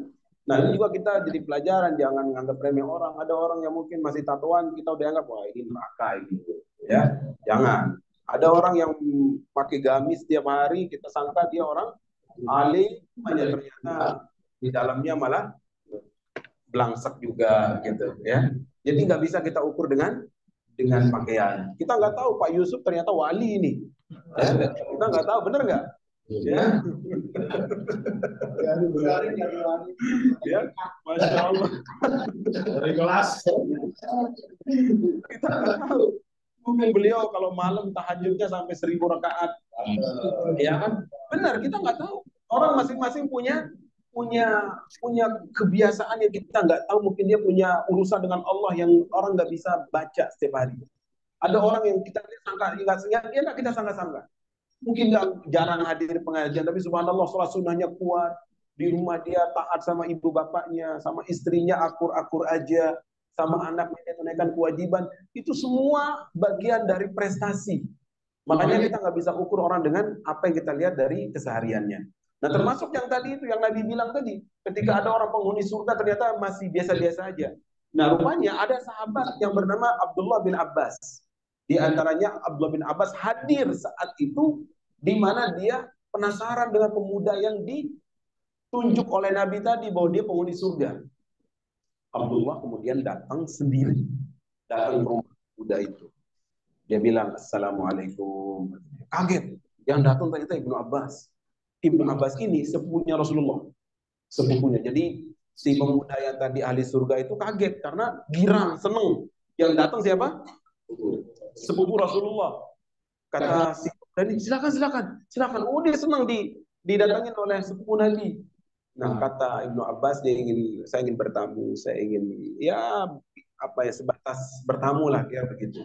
Dia duduk di rumah tersebut sampai malam, dan Ibnu Abbas punya niat, dia mau lihat, dia ingin tahu apa sih pekerjaan si pemuda ini kok bisa-bisa Nabi sampai duduki dia ahli surga. Kemudian kata Ibnu Abbas, wahai sahabatku, boleh nggak saya nginep di rumah? Kata pemuda ini, oh silahkan, dengan senang hati. Siapa yang nggak senang? Yang datang siapa tadi? Sepupu Rasulullah. Orang pasti senang, apalagi Ibnu Abbas ini terkenal ulama pada saat itu. Jadi nggak ada yang tidak mengakui beliau ini orang yang alim, tidak hanya alim tapi sepupu Nabi. Kata pemuda ini, silahkan disiapin kamar dia. Kalau kita ya ibaratnya datang tamu lah ya, datang tamu nyiapin kamar, siapin apa tempat tidurnya. Dia nginep. Ibnu Abbas semalaman nggak tidur. Dia ingin lihat apa sih kebiasaan dari pemuda ini. Mungkinkah dia sholat malam semalaman, atau dia baca Al-Quran semalaman. Nah, diperhatikan mulai dari Isya. Habis sholat Isya, pemuda ini langsung tidur. Langsung tidur. Ya, tidur. Kata Ibnu Abbas dalam hati, jangan-jangan nanti ini tengah malam dia bangun ini tahajud. Dia tidur. Nah, jam 2, jam 3, Ibnu Abbas nengok, nggak ada. Masih sepi di rumahnya, masih tidur. Jam 4, masih tidur. Sampai azan subuh. Azan subuh, bangun, dia ambil air wudhu, udah sholat ke Masjid Nabawi. Nggak ada yang, apa istilahnya itu, nggak ada yang, tidak ada yang istimewa. Tapi kok Rasul sampai bilang dia ini orang yang ahli surga. Apa amalan si pemuda ini? Kok sampai Nabi bilang, Nabi yang bilang nih, bukan siapa-siapa. Nabi yang bilang. Kemudian akhirnya Ibnu Abbas ingin memecahkan rasa penasarannya. Dia nanyalah ke pemuda itu, wahai temanku, sebenarnya aku ini nginep di rumahmu dengan niatan. Aku ingin tahu apa amalan yang kamu kerjakan sampai-sampai baginda Rasul menjanjikanmu surga. Kata si pemuda ini kaget. Ya tentu senang juga dia kan. Akhirnya apa? Rasulullah yang bilang dia ahli surga. Kemudian kata orang ini apa? Wahai sahabat Nabi, wahai sepupu Nabi, wahai orang yang alim, ketahuilah, aku ini orang biasa. Ibadahku ini nggak seperti kalian yang rajin sujud, yang biasa-biasa saja. Tetapi ada satu amalan yang selalu aku kerjakan tiap sebelum aku tidur. Nah, apa amalan sebelum tidur? Maafin semua orang yang pernah menyakiti kita pada siang hari. Jadi kalau ada orang yang nyakitin kita, nyelekitin kita, apalagi di grup-grup PA biasanya tuh ya, nyinggung-nyinggung kita, ya kan, ya, maafin, ya. Atau apa misalnya tiba-tiba pasang status, misalnya pasang status menyindir-nyindir, maafin, ya nggak? Siap nggak? Siap nggak? Berat ya? Ya. Jadi itu pekerjaan apa namanya amalan sederhana, simple tapi luar biasa. Maafin orang yang pernah menyakiti kita. Nah, memang kalau dibicarain gampang ini kalimat, tetapi dipraktekannya susahnya minta ampun. Susahnya minta ampun. Ya, kayak kemarin ini sedikit pengalaman saya kemarin waktu bawa rombongan ya. Bawa rombongan kan kemarin transit 3 kali transit ya, dari Jakarta transit di Bangkok Thailand, transit di Bangkok, transit lagi di Ethiopia, nginep semalam di situ. Habis transit di Ethiopia, transit lagi di Mesir. Di Mesir situ 3 hari, kemudian ke Yaman. Kan namanya perjalanan itu ada saja yang bikin emosi ya. Nah, terutama maaf, kadang jemaah-jemaah rombongan kita ini kadang nggak sabaran, minta ini, kemudian komplain di perjalanan, kita aja udah lapar gitu kan kira-kira ya. Nah, ternyata menguji kesabaran itu nggak gampang, ya, tidak mudah.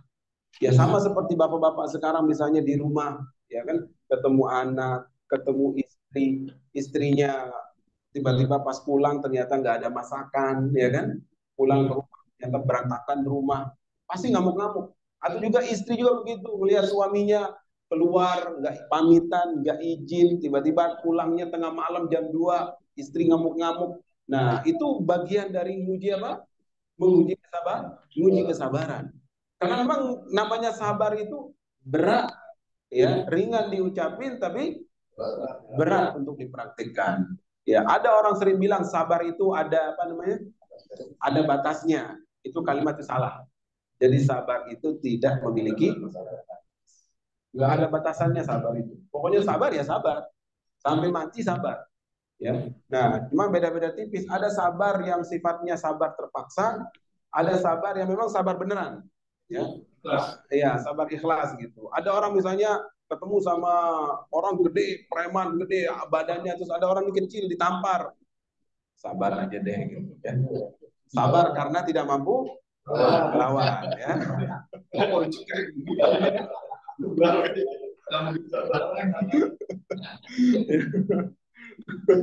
Jadi dia sabar apa ya? Dia sabar tetap sabar, cuma sabarnya didorong oleh keadaan. Jadi udah sabar. Nah, ada yang sabar tuh memang benar-benar dia sabar. Memang orangnya penyabar betul. Jadi dia disakiti orang, dia sanggup untuk melawan. Ya, dia sanggup untuk mengkanter dirinya, tapi dia nggak mau. Udahlah, biar aja mumet daripada ribet, sudah sabar aja. Nah, orang seperti ini nih yang insya Allah Allah muliakan. Allah muliakan. Dia punya kekuatan untuk membalas, tapi dia tidak mau membalas. Ya, jadi itulah yang disebut dengan kesabaran tingkat tinggi, seperti yang dilakukan oleh Nabi kita Sallallahu Alaihi Wasallam ketika Fathu Mekah, ketika penaklukan kota Mekah. Beliau mampu untuk menghancurkan semua orang-orang Quraisy saat itu dengan super powernya beliau. Tetapi apa yang dilakukan? Beliau memaafkan. Beliau memaafkan. Malah yang paling mengesankan apa? Pernah dengar nggak kisahnya Uhud, perang Uhud? Pernah dengar nggak? Ada yang pernah dengar ya? Ini saya sedikit ceritakan karena ini ada di Al-Quran ya. Ada di Al-Quran tentang peristiwa perang Uhud. Kalau yang umroh, yang pernah umroh mungkin pernah datang berkunjung langsung ke mana? Ke Gunung Uhud. Insya Allah yang belum umroh, mudah-mudahan Allah segerakan berangkat. Di Uhud itu ada gunung Bapak Ibu. Ada gunung yang memang terkenal, namanya itu Gunung Uhud namanya. Gunung yang paling besar di kota Madinah. Nah, saya punya kisah khusus di sini di Uhud ini. Ya, kemarin alhamdulillah saya ke waktu umrah kemarin tempat berkunjung ke para syuhada, berziarah ke sana. Di Uhud itu ada kisah yang sangat menarik. Kan kalau kita lihat dari perjalanan perang Uhud itu adalah perang lanjutan daripada perang Badar. Kelanjutannya. Jadi ketika Nabi pindah dari Mekah ke Madinah tahun 1 Hijriah, tahun kedua Hijriah terjadi perang Badar, tahun ketiga terjadi perang Uhud. Jadi perang Uhud ini adalah tindak lanjutan daripada perang Badar. Karena di perang Badar jumlah muslimin walaupun sedikit saat itu hanya 313, tapi mampu mengalahkan jumlah Quraisy yang sangat banyak saat itu. Ya. 1000 dikalahkan oleh jumlahnya 313.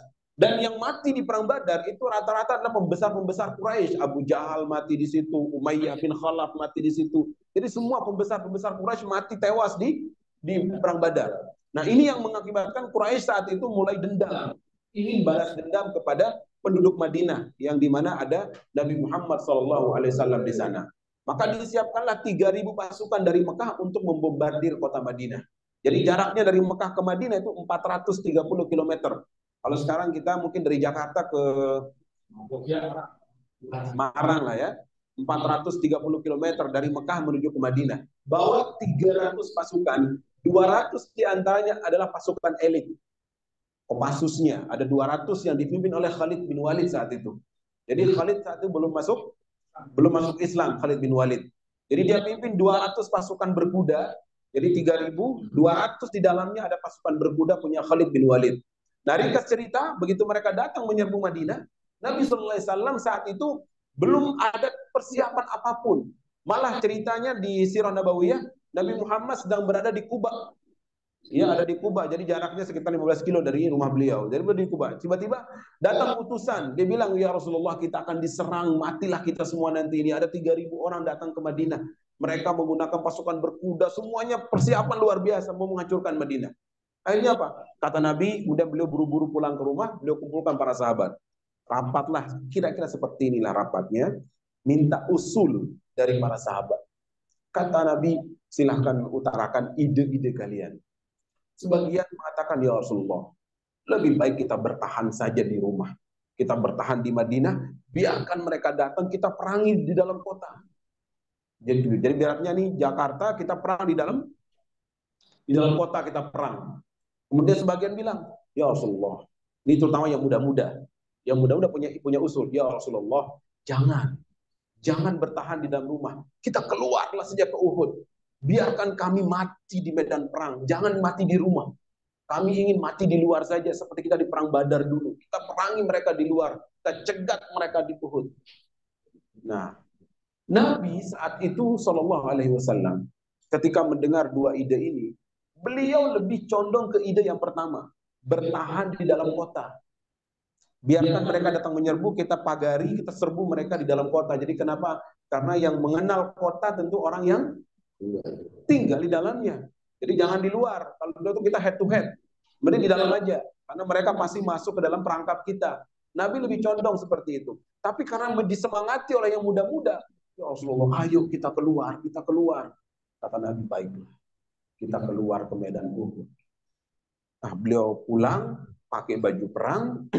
Anak-anak muda yang tadi mengusulkan keluar dari rumah pergi ke Uhud ini, ternyata mereka ngerasa bersalah. Sesama anak muda ngobrol lah, beginilah, kira-kira begini. Kayaknya kita tadi ngeberatin Nabi deh. Seharusnya Nabi itu condongnya lebih condong apa tadi? Bertahan di rumah. Ini gara-gara kita nih ngasih ide terlalu semangat tadi. Kata yang lain, ya udah deh coba datengin aja sekali lagi ke rumah beliau. Barangkali bisa berubah pikiran. Ya udah, hanya satu orang datang ke Nabi, ketok pintu, ya Rasulullah, assalamualaikum, wahai Rasul, kami minta maaf dengan rapat yang tadi. Kami lihat Anda sepertinya lebih condong untuk bertahan. Jangan gara-gara kami yang muda-muda ini akhirnya Anda malah apa namanya ngerasa nggak enak begitu. Nah, perhatikan Nabi bilang apa? Sambil berdiri bilang apa? Seorang nabi kalau sudah pakai baju perang pantang mundur lagi. Begitu kira-kira bahasanya. Jadi kalau pakai baju perang, udah niatnya udah mau keluar, pantang untuk mundur dicopot lagi. Itu nggak bisa. Ya udah hanya apa? Keluarlah pasukan ini.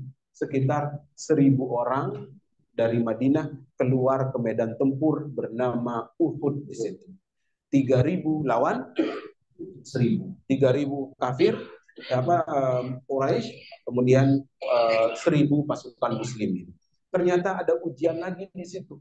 Ada ujian. Nah, dari 1.000 ini 300-nya itu berkhianat. Orang munafik semua isinya. Tahu kan orang munafik? Orang munafik itu lain di mulut, lain di hati. Di depan, iya, iya Pak, iya Pak. Di belakang lain lagi ceritanya. Ya, itu namanya orang munafik. Ya, ada tandanya itu di hadis itu ayatul munafik, ya, 3 tanda orang munafik. Kalau berkata selalu berbohong, kalau berjanji selalu janji. Kalau ada yang janji terus nggak pernah ditepati, itu namanya orang munafik, ya. Tapi kalau sama teman dia sering maafin lah, ya. Kalau ada janji-janji yang apa namanya belum terlaksana, ya. Nah, jadi gitu Bapak Ibu sekalian. Keluarlah ini apa namanya 700 melawan 1.000 orang. Ini saya ringkas ceritanya. Nah, terjadi pertempuran di situ. Sallallahu alaihi wasallam, Nabi Muhammad kemudian tanda kutip kalah di perang Uhud. Jumlah muslimin yang wafat, yang syahid di perang Uhud itu 70 orang. Jumlahnya berapa? 70 orang. Dan yang meninggal itu rata-rata sahabat-sahabat senior. Termasuk adalah Hamzah bin Abdul Muttalib. paman kandung daripada Rasulullah Sallallahu Alaihi Wasallam. Siapa yang membunuhnya? Nah, ini yang saya akan bahas sekarang ini. Dia dibunuh oleh seorang budak yang disewa oleh perempuan yang sangat keras hati. Ya, nama perempuannya siapa? Hindun. Mudah-mudahan di sini nggak ada yang namanya Hindun. Ya, namanya Hindun. Iya, namanya Hindun. Hindun ini dari sebelum perang, perempuan ini Hindun ini, perempuan tapi luar biasa, pinter, cerdas, licik. Ya, Hindun ini dia sewa satu pembunuh bayaran, seorang budak hitam yang berasal dari Ethiopia. Budak itu namanya budak, dia pengen merdeka. Kata Hindun, kamu kalau mau merdeka, saya janjikan merdeka plus saya kasih hadiah. Tetapi satu tugasmu, bunuh Hamzah nanti di perang Uhud. Nah, maka si pembunuh bayaran ini namanya Wahsy itu berhasil menunaikan tugasnya. Dia tombak Hamzah di perang Uhud, Hamzah meninggal.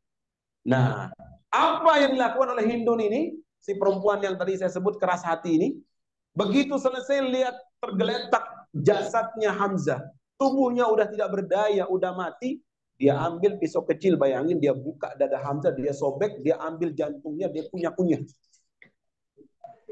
Dia kunyah-kunyah. Benar, ini perempuan ini. Perempuan, makanya perempuan itu kalau sudah gedap, kalau sudah marah, perempuan itu bahaya. Ya, benar. Hati-hati sama perempuan. Perempuan itu kalau udah marah, hati-hati. Benar. Ini bukan apa-apa ya. Kalau laki-laki itu marah, dia pasti suara teriak. Nah, keluar dia selesai. Nah, tapi kalau perempuan bahaya. Ya. Benar, melayang semua. Tapi perempuan itu kalau sudah baik, kalau sudah cinta sama suami, Masya Allah. Masya Allah. Luar biasa. Benar. Perempuan itu kalau sudah cinta, karena kenapa? Ini perempuan itu tidak akan pernah mampu mencintai lebih dari satu seorang laki-laki. Itu final. Itu selesai. Finish. Jadi perempuan itu tidak akan pernah ada dua laki-laki di dalam hatinya. Kalau laki-laki beda. Kalau laki-laki beda. Ya, paham ya? Paham ya?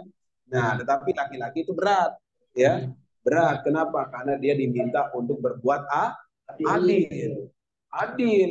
Jadi jangan nanti mainnya 4 aja, tapi nggak mau adil lah itu giliran 4 bilangnya sunnah Nabi, ya. Nah, itu apa? Saya lanjutkan lagi. Jadi begitu melihat Hamzah tergeletak, dia punya jasa tidak berdaya, Hindun itu dia buka dadanya, dia sobek dada Hamzah, dikeluarkan jantungnya, dikunyah-kunyah, diludahi lagi. Rasul Shallallahu Alaihi Wasallam melihat kejadian itu menangis beliau, menangis sejadi-jadinya. Sampai-sampai sahabat yang menyaksikan dalam kutipan hadisnya, aku belum pernah melihat Nabi menangis sehisteris kejadian itu. Karena betul-betul tersiksa melihat pamannya dibunuh dengan cara yang sangat sadis. Tapi apa yang terjadi? Jarak 3 atau 4 tahun kemudian, Hindunnya masuk Islam. Hindunnya masuk Islam. Yang bunuh tadi, pembunuh bayaran, masuk Islam. Ketemu lagi sama Rasulullah. Dan posisinya sekarang jadi umatnya beliau. Kira-kira kalau kita yang jadi Rasulullah ya, kalau kita ketemu sama orang yang udah ngenyakitin kita sedemikian rupa, kira-kira diapain yang enaknya diapain? Hah? Hah? Enaknya diapain? Minta. Tapi subhanallah, itulah makanya kita nggak jadi nabi. Karena kalau kita jadi nabi, berat. Ya, berat. Kenapa? Karena Rasulullah pilihan. Begitu ketemu sama Hindun yang tadi sobek-sobek dada pamannya, kemudian ketemu Wahsy yang bunuh bayaran tadi, kata Nabi apa? Tidak ada urusan apapun. Seakan-akan nggak ada masalah. Seakan-akan beliau lupakan apa yang sudah terjadi.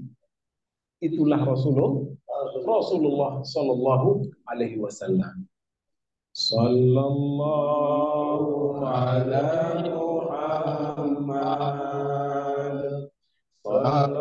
الله عليه وسلم. صلى الله على محمد. صلى الله عليه وسلم. صلى الله على محمد. صلى الله عليه وسلم. صلى الله على محمد. صلى الله عليه وسلم. أنت شمس أنت بدر أنت نور فوق نور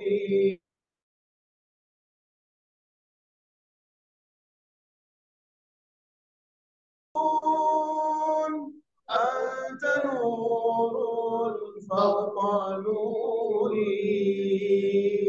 أنت إكسير وغالي. أنت مصباح السرور. صلى الله على محمد. صلى الله عليه وسلم.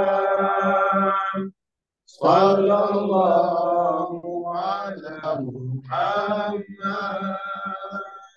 صلى الله عليه وسلم. يا حبيبي يا محمد. يا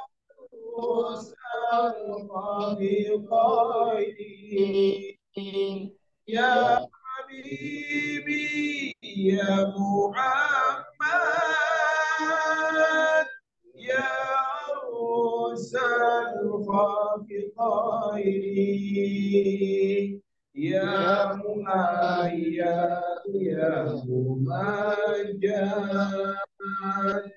يا إمام القبلتين. Semuanya. Sallallahu alaihi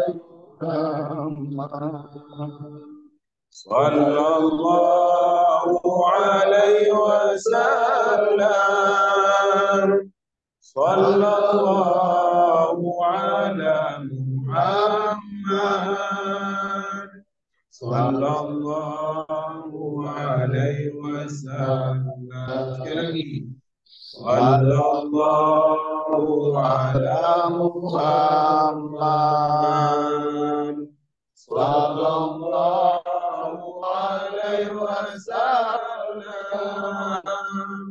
Sallallahu ala Muhammad. Sallallahu alaihi wasallam. Alhamdulillah. Mudah-mudahan Allah tambahkan cinta semua. Sebagai penutup, ini sudah mau zuhur ya, 15 menit lagi. Nanti mungkin ada yang mau bertanya, tanya jawab, silakan. Tapi sebagai penutup, saya ingin sedikit melanjutkan sebagai penutup kisah saja. Ada satu zikir amalan yang insya Allah ini sangat berfaedah, bermanfaat untuk kita semua. Zikir ini disebutkan dalam cerita Uhud yang tadi, ya. Zikir ini disebutkan dalam cerita Uhud ini. Waktu Nabi Shallallahu Alaihi Wasallam mengalami kekalahan di perang Uhud, Nabi Shallallahu Alaihi Wasallam kemudian memerintahkan para sahabat yang wafat di situ untuk dimakamkan. Ada 70 sahabat yang meninggal di situ, dimakamkan. Kemudian yang kafir Quraisy yang merasa sudah menang itu mereka pulang ke Mekah. Kemudian yang selamat di perang Uhud seperti kaum muslimin itu kembali ke rumah masing-masing. Dalam beberapa sirah nabawiyah diceritakan tidak ada yang pulang ke rumah itu sahabat-sahabat Nabi yang habis perang Uhud itu rata-rata paling sedikit ada 3 sobekan pedang di tubuh mereka. dibantai ini, bukan apa-apa, dibantai. Ada 3 sobekan sampai yang paling tragis. Ada sampai sahabat yang sabet di lehernya udah kebuka tuh apa namanya dagingnya itu, udah dikit lagi putus mungkin. Ada lagi yang kakinya buntung, tangannya putus, itu banyak.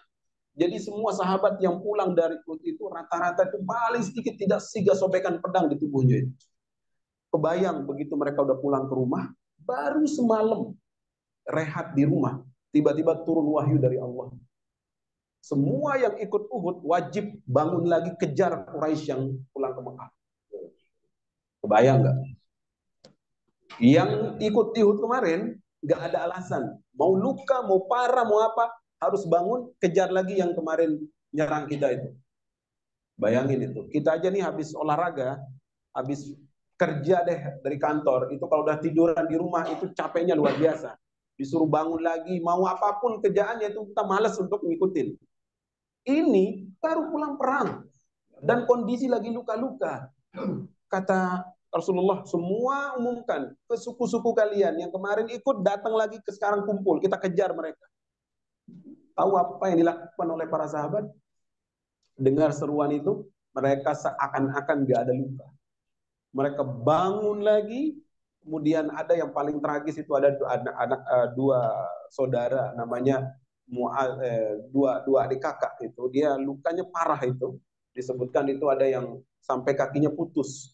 Adik kakak ini, kakaknya tuh bilang, wahai adikku, gimana nih aku mau jalan sementara kaki buntung satu. Kemudian kata adiknya, yaudah kita saling bantu jalannya. Kata kakaknya, ya udah bangun. Kemudian kata kakaknya, pas bangun kamu seret saya sekali, aku seret kamu sekali. Jadi saling seret itu sampai ketemu kumpul di tempat Nabi Shallallahu Alaihi Wasallam. Ketika mereka kumpul, nah di situ ada zikir yang Allah ajarkan melalui lisan Nabi Muhammad Shallallahu Alaihi Wasallam. Apa zikirnya? Yaitu hasbunallah wa ni'mal wakil, ni'mal maula wa ni'mal nasir. Kata Allah di dalam surah Ali Imran, di situ dijelaskan perbanyak membaca hasbunallah wa ni'mal wakil, ni'mal maula wa ni'mal nasir. Begitu mereka baca, timbul kekuatan mereka, timbul semangat mereka, kekuatannya pulih. Kemudian yang lebih ajaibnya lagi, begitu mereka baca zikir itu, orang-orang Quraisy itu langsung diberikan rasa takut. Jadi kayak pengecut, jadinya kabur mereka. Padahal mereka posisinya apalagi menang. Tapi mereka diberikan rasa takut. Nah ini kata para ulama, kalau kita dalam kondisi terdesak, kita lagi dizalimi oleh orang, merasa merasa hebat di hadapan kita diolok, diejek, maka banyak saja apa artinya nggak perlu kita balas, nggak perlu kita caci maki ulang, nggak perlu, cukup baca hasbunallah.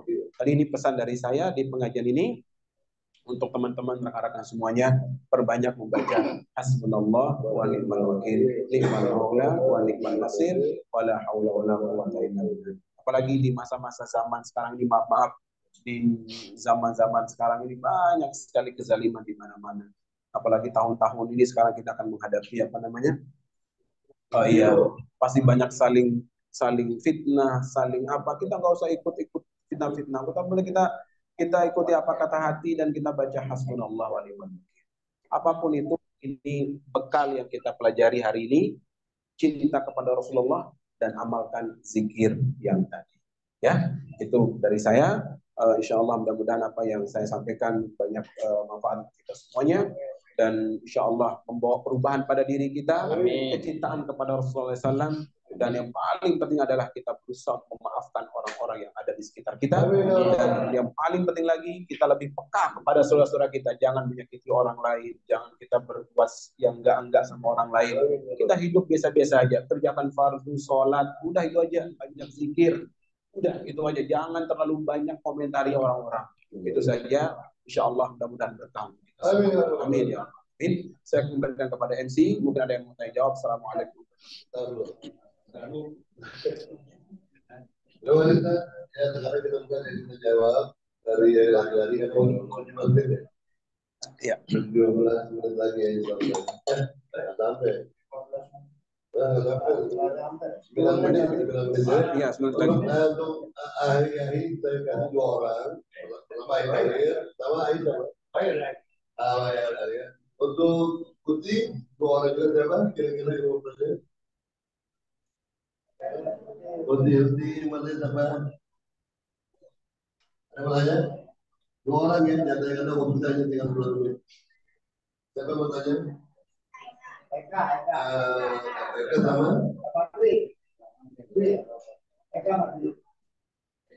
Oke, jadi akhirnya silakan dapat dulu. Ya, ya. Tapi ya mas, ya mas.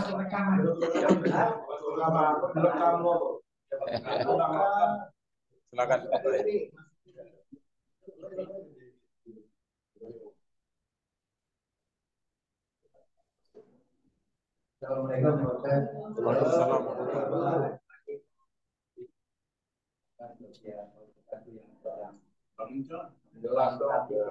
Ya.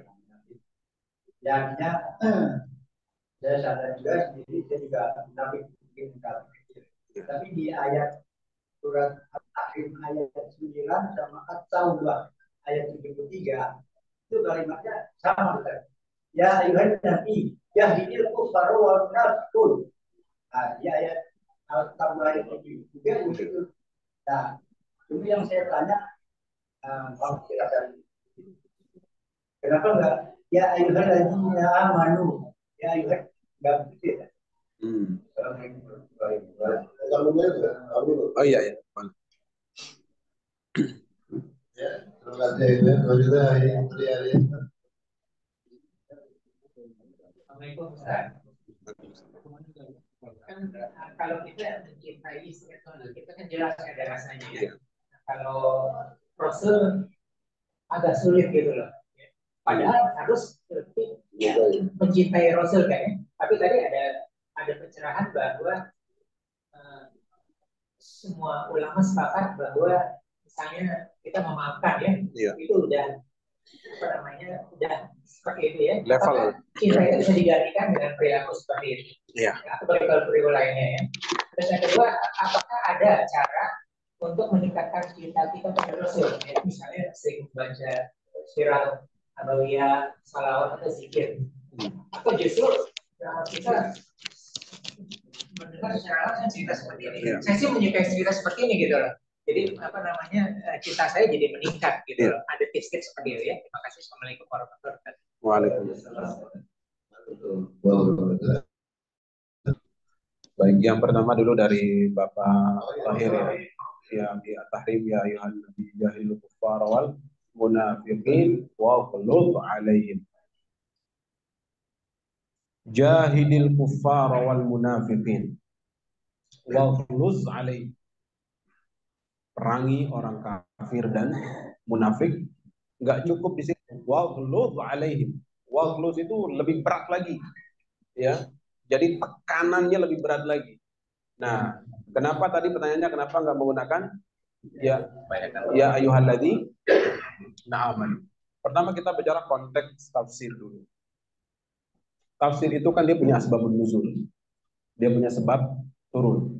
Sebab turunnya nah inilah yang berkaitan dengan ayat itu sendiri. Seperti yang tadi. Kenapa yang diperintahkan Nabi artinya langsung tertuju kepada beliau? Karena di situ memang Rasulullah SAW itu berdampingan langsung dengan orang-orang kafir dan orang-orang munafik di situ. Karena berdampingan, duduk di sekitar beliau. Nah, tetapi ada kaidah di dalam ilmu usul, nah ini mungkin sedikit agak lebih dalam. Al-ibrah bi umumil lafz la bi khususi sabab. Itu biasanya ada kaidah-kaidah situ. Jadi kalimat tidak bergantung pada penyebab. Yang penting lafaznya saja. Jahidil kuffar wal munafiqina waghluz alaihim. Ya. Jadi walaupun itu perintahnya begitu, tapi kita lihat konteks ayatnya karena itu perintah itu berlaku. ya, berlaku semua. Jadi tidak bisa dibilang kenapa nggak pakai ya ayyuhalladzina amanu atau ya ayyuhalladzi atau ya ayyuhannas misalnya. Kenapa nggak pakai kalimat yang khusus atau kalimat yang umum? Itu dalam kaidah usul itu sudah selesai dibahas bahwa tidak perlu kalimat itu mau umum apa, tidak perlu kalimat perintah itu berlandaskan penyebab. Tidak perlu. Tidak perlu. Yang penting apa? Yang penting ada perintah memang di situ. Ya, jahidil kufar wal munafiqin di situ. Perangilah orang-orang kafir dan munafik. Nah, akan tetapi jangan diambil ayat ini secara zahir, Bapak Ibu semua. Nanti jangan sampai keluar dari pengajian ini semuanya pengen perang nanti, semua orang kafir diperangi, orang munafik dibantai, jangan. Ya. Jadi yang dimaksudkan di sini adalah jahidil kufar itu tentu dengan konteks yang berbeda. Kalau hari ini kita perang dari sisi keilmuan, kita perang dari sisi media dan lain sebagainya. Bukan berarti perang mungkin saat zaman Nabi itu ya perang fisik, perang fisik. Tapi kalau hari ini mungkin kita nggak bisa melakukan hal yang demikian, dan yang boleh mengumandangkan jihad itu, dan kalimatnya kan jahid itu, jahidil kufar. Yang boleh mengumandangkan perang ada siapa? Waliul amr. Walil amr kita tentu harus ada pemimpin Islam saat itu, nah baru itu yang berhak mengumandangkan perang. Nah jadi kita tidak bisa mengomentari ayat ini langsung dipraktekkan pada kehidupan kita sekarang. Kemudian itu yang kedua. Yang ketiga, al-kufar wal munafikin. Tadi bagus Pak Tohir tadi langsung itu setengah jawaban sebenarnya dari pertanyaan itu, yaitu dengan mengatakan mungkin munafik kecil, ya. Nah, yang di sini munafiknya munafik besar tentu. Kenapa? Karena dia di depan memang di hadapan Nabi dia bilang J, di belakang dia susun strategi untuk membunuh Nabi. Jadi benar-benar munafiknya munafik kelas kakap begitu ya, sekelasnya Abdullah bin Ubay bin Salul, itu orang-orang yang dulu di Madinah yang terkenal dengan dedengkotnya orang munafik. Saat itu Abdullah bin Sabah itu adalah dedengkotnya orang munafik. Nah, tapi kalau saat ini kita untuk stempel orang itu munafik atau tidak, kita pun nggak bisa hari ini, nggak bisa. Dan jangan kita pernah mendikte orang, jangan ini munafik ini, jangan. Lebih baik kita mendikte siapa? Mendikte diri kita sendiri. Jadi jangan sampai pengajian ini nanti malah membuat kita semakin oh ini orang munafik ini nggak benar ini. Oh, jangan itu saya sangat menjauhi pengajian seperti itu. Jadi untuk jawaban saya mudah-mudahan sedikit bisa menyesuaikan ya, walaupun mungkin dari para ustadz yang lain mungkin ada jawaban-jawaban yang lebih komplit tentang ayat tadi.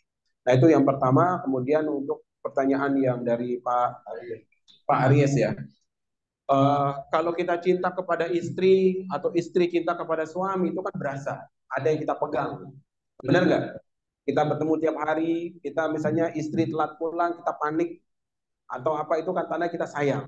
Atau istri kita nggak ngasih kabar seharian kita mulai jengkel, itu tandanya sayang. Tapi kalau cinta kepada Nabi itu kan nggak berasa. Nah ini bagus pertanyaannya. Kenapa? Kalau kita belum merasa, berarti itu belum sampai kepada level cinta.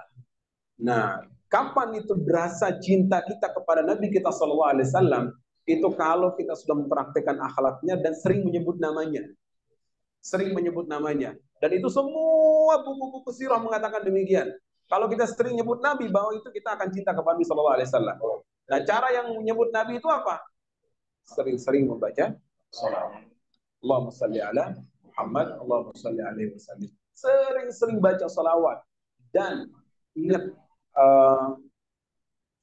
salawat itu kita akan dikasih semua unsur zikir di dalamnya. Semua unsur. Kita ingat kepada Allah ada di dalamnya. Kita ingat Rasulullah di dalamnya. Ingat keluarga ada semua di situ. Allahumma salli ala Muhammad, Allahumma salli alaihi wasallam. Semua unsur zikir ada di dalam salawat. Makanya kalau bisa bapak-bapak, ibu-ibu nih mumpung mungkin ada yang purna tugas, yang sudah banyak waktu kosongnya di rumah, itu kalau bisa sering-sering waktu dengan banyak-banyak baca salawat. Punya target sehari itu kalau bisa baca 100 kali. Selawat, sebut aja yang simpel aja, atau kalau nggak pakai selawat Jibril yang tadi, sallallahu ala Muhammad sallallahu alaihi wasallam, sallallahu ala Muhammad sallallahu alaihi wasallam. So, gitu nggak apa-apa. Atau yang paling sederhana malah Allahumma shalli ala Muhammad, Allahumma shalli alaihi wasallam. Simple. Kenapa? Karena dengan salawat itulah akan menambah cinta kita kepada Rasulullah sallallahu alaihi wasallam. Semakin kita sering sebut nama beliau, maka akan semakin sering Allah akan tambahkan cinta kepada kita. Ingat di ayat Al-Quran itu ada ayat yang mengatakan innallaha wa malaikatahu yusholluna 'alan nabi ya ayyuhalladzina amanu shallu 'alaihi wa sallimu taslima. Jadi kata-kata innallaha wa malaikatahu, sesungguhnya Allah dan malaikat yusholluna. Kalau dalam ilmu nahwu namanya fi'il mudhari namanya ini. Ya, kalau bahasa Inggris simple continuous tense. Itu yang artinya sedang. Ya. Benar nggak? Di bahasa Inggris apa namanya? Simple apa? Simple continuous itu yang sedang berlangsung. Jadi kalau dalam bahasa Arabnya namanya fi'il mudhari. Jadi innallaha wa malaikatahu, sesungguhnya Allah dan para malaikat yusholluna, itu pakai fi'il mudhari, sedang bersolawat. Bayangin. Artinya apa? Enggak henti-hentinya itu malaikat bersolawat kepada Rasulullah sallallahu alaihi wasallam. Udah gitu, enggak selesai, enggak putus di sana. Innallaha wa malaikatahu yusholluna 'alan nabi. Apa lanjutannya? Ya ayyuhalladzina amanu, baru perintah di situ, hai orang-orang yang beriman, shallu alaihi, berselawatlah kalian kepadanya dan bersalamlah kalian kepada Rasulullah sallallahu alaihi wasallam. Nah, jadi itu apa namanya? Cara salah satu untuk menambah cinta kepada Nabi sallallahu alaihi wasallam. Yang kedua, baca-baca sirah nabawiyah. Sering-sering kajian sirah. Saya aja walaupun bukan hafal sirah ya, sedikit tidak belajar. Saya masih hari ini masih sering dengar kajian-kajian para ustadz. Di situ ada, kita lihat kalau di YouTube itu, kalau saya sering dengar itu Syekh Tariq As-Suwaidan kalau yang berbahasa Arab itu tentang sirah nabawiyah. Ada Syekh Saleh Al-Maghamisi di Saudi Arabia.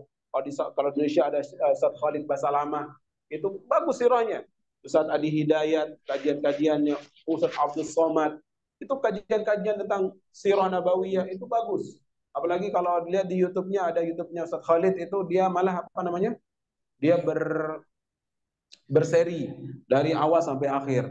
Sering-sering dengar kajian-kajian seperti itu untuk menambah cinta kita kepada Rasul sallallahu alaihi wasallam. Jangan pernah, ini juga nih buat para teman-teman semua, jangan pernah anti sama salah satu ustadz terlepas dari perbedaan pendapat. Jangan. Ini nasihat dari saya ya buat teman-teman semua. Jangan pernah anti siapapun.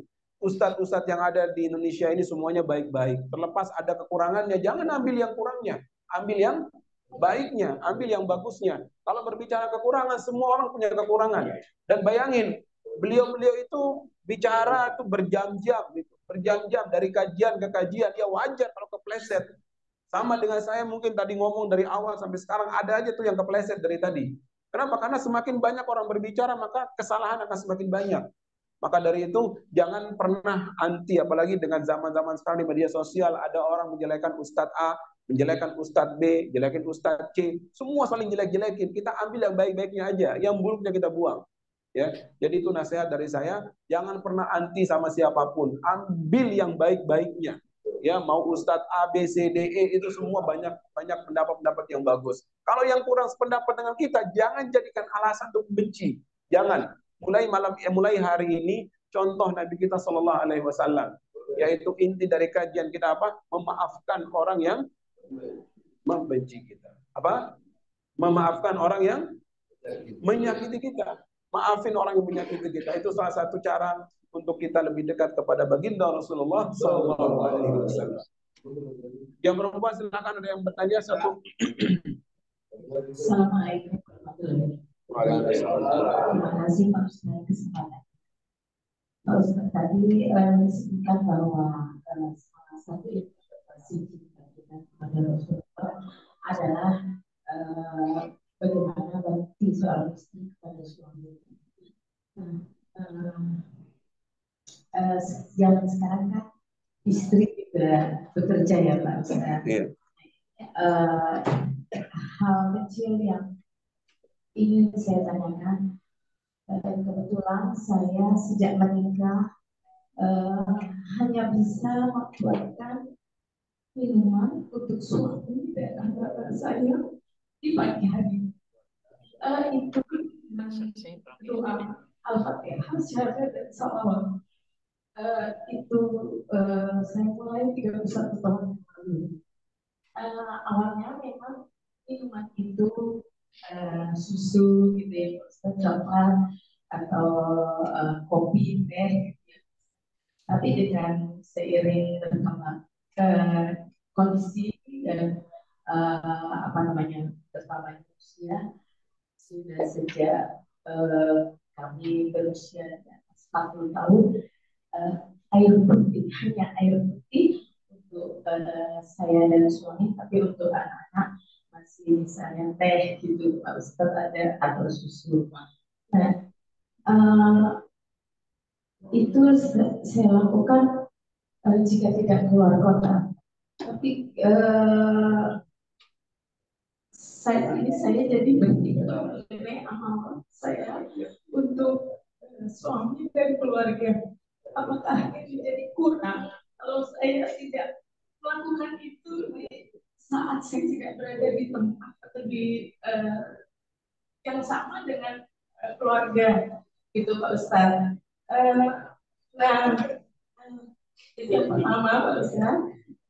Kemudian yang kedua, saya senang sekali silaturahmi dengan teman-teman yang insya Allah bisa berjannah ini Pak Ustadz, membawa saya ke surga, mengajak masuk ke surga.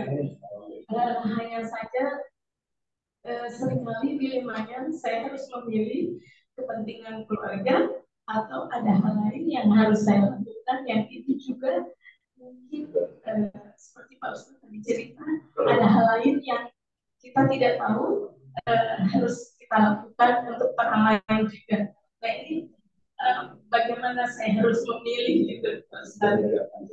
Saya kira ini dulu Pak Ustadz, terima kasih banyak atas kesempatannya. Assalamualaikum warahmatullahi wabarakatuh.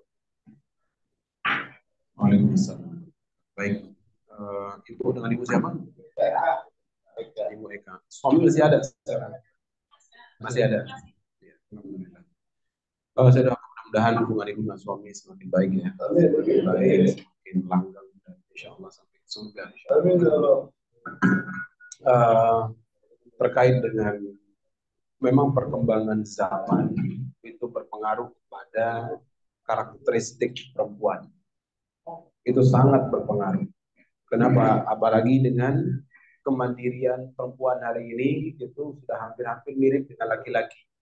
Jadi kemandirian perempuan bisa bekerja dan ini yang membuat perubahan karakteristik rumah tangga. Ya, laki-laki juga mungkin powernya begitu kurang, agak kurang. Kenapa? Karena istri juga ada pekerjaan, ada usaha dan lain sebagainya. Tapi ingat, agama Islam itu tidak memandang mau istri punya pekerjaan, mau suami lebih power atau tidak. Agama sudah mengatur.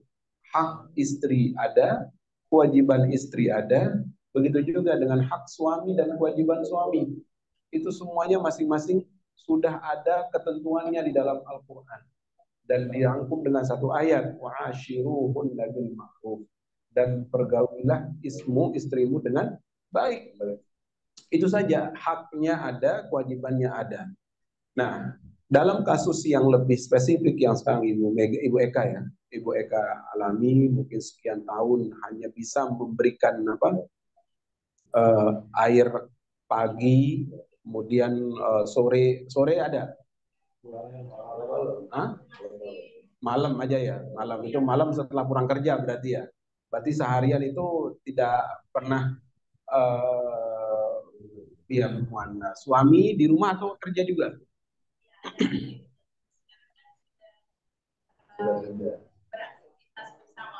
Oke. Nah, kejadian-kejadian yang seperti itu, ibu sudah bagus merasa kayak ada yang kurang nih saya dengan pelayanan saya sebagai suami. Itu sudah bagus, ada perasaan seperti itu. Nah, tetapi yang lebih penting lagi mungkin saran dari saya, minta ridho ke suami. Minta ridho ke suami itu penting. Supaya suami kita ini benar-benar ridho dengan apa yang sudah kita persembahkan. Nah ini juga jangan salah juga buat suami-suami semua. Minta ridho sama istri, barangkali ada haknya yang belum tertunaikan. Jadi jangan ngerasa, Maaf, ini kadang-kadang kan laki-laki ini ongkang-ongkang ngerasa nggak bersalah. Padahal dosanya banyak. Ya, benar. Anteng-anteng aja ngerokok asik ngopi tiap hari, tahu istri lagi ngambek, ya kan? Jadi jangan ngerasa berdosa. Itu penting. Jangan ngerasa nggak berdosa gitu ya. Jadi kayak nggak ada salah gitu bapak-bapak ini ya.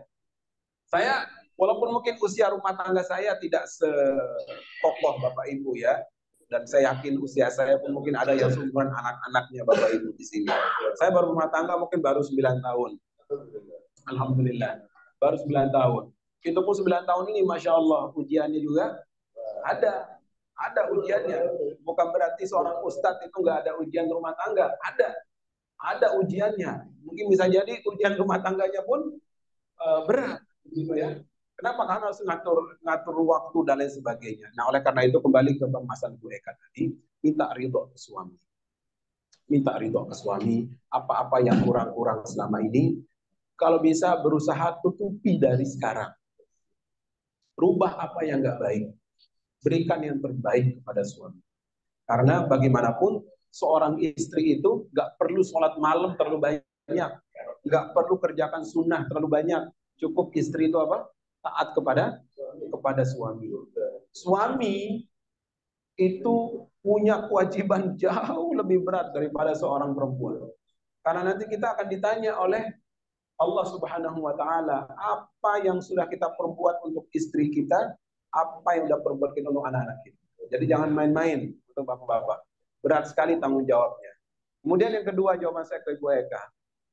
Jangan jadikan pekerjaan itu sebagai alasan. Kenapa? Karena harta istri milik istri, harta suami ada hak istri di sana. Kenapa? Karena istri bekerja itu memang untuk dirinya sendiri. Istri itu nggak wajib menafkahi siapa? Nggak wajib ngasih duit ke suami. Makanya kalau ada suami yang selalu minta duit sama istri, nah itu bahaya. Ya.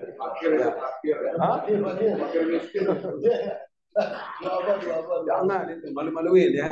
Jangan sampai. Oh gitu ya. Ada. Ya.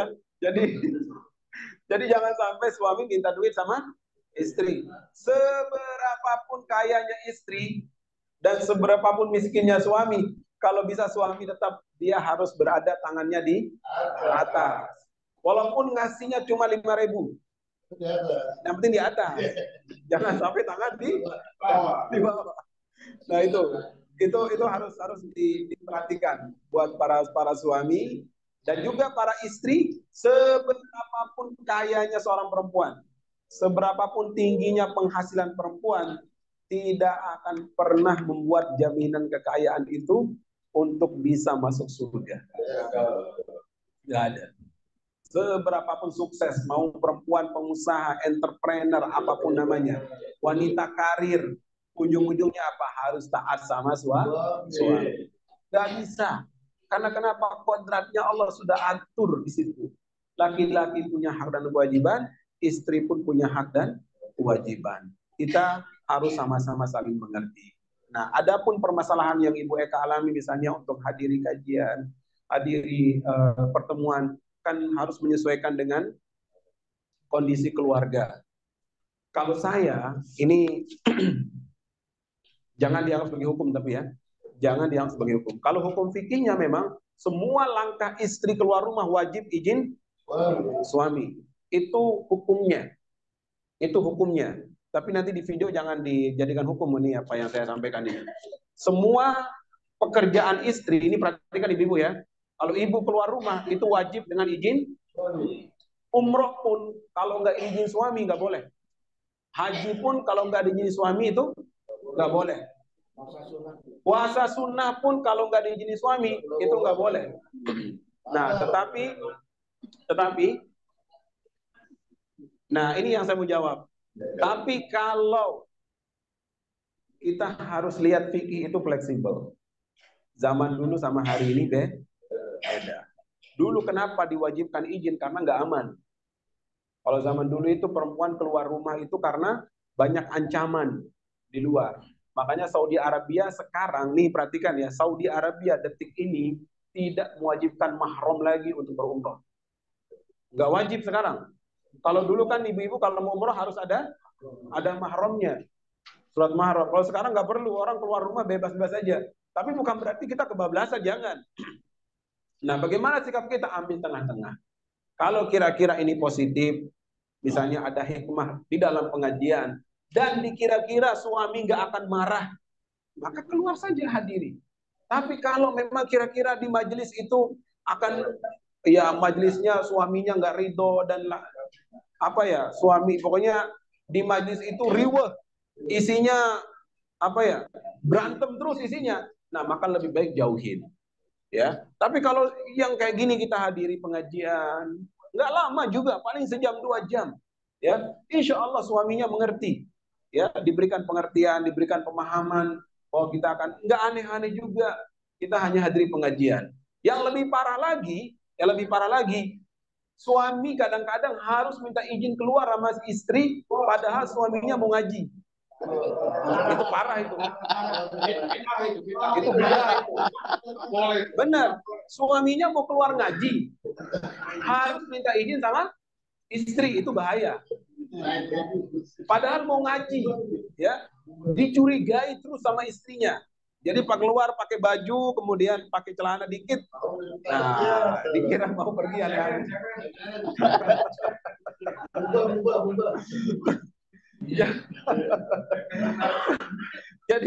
Jadi harus bisa saling menyesuaikan antara suami dan istri.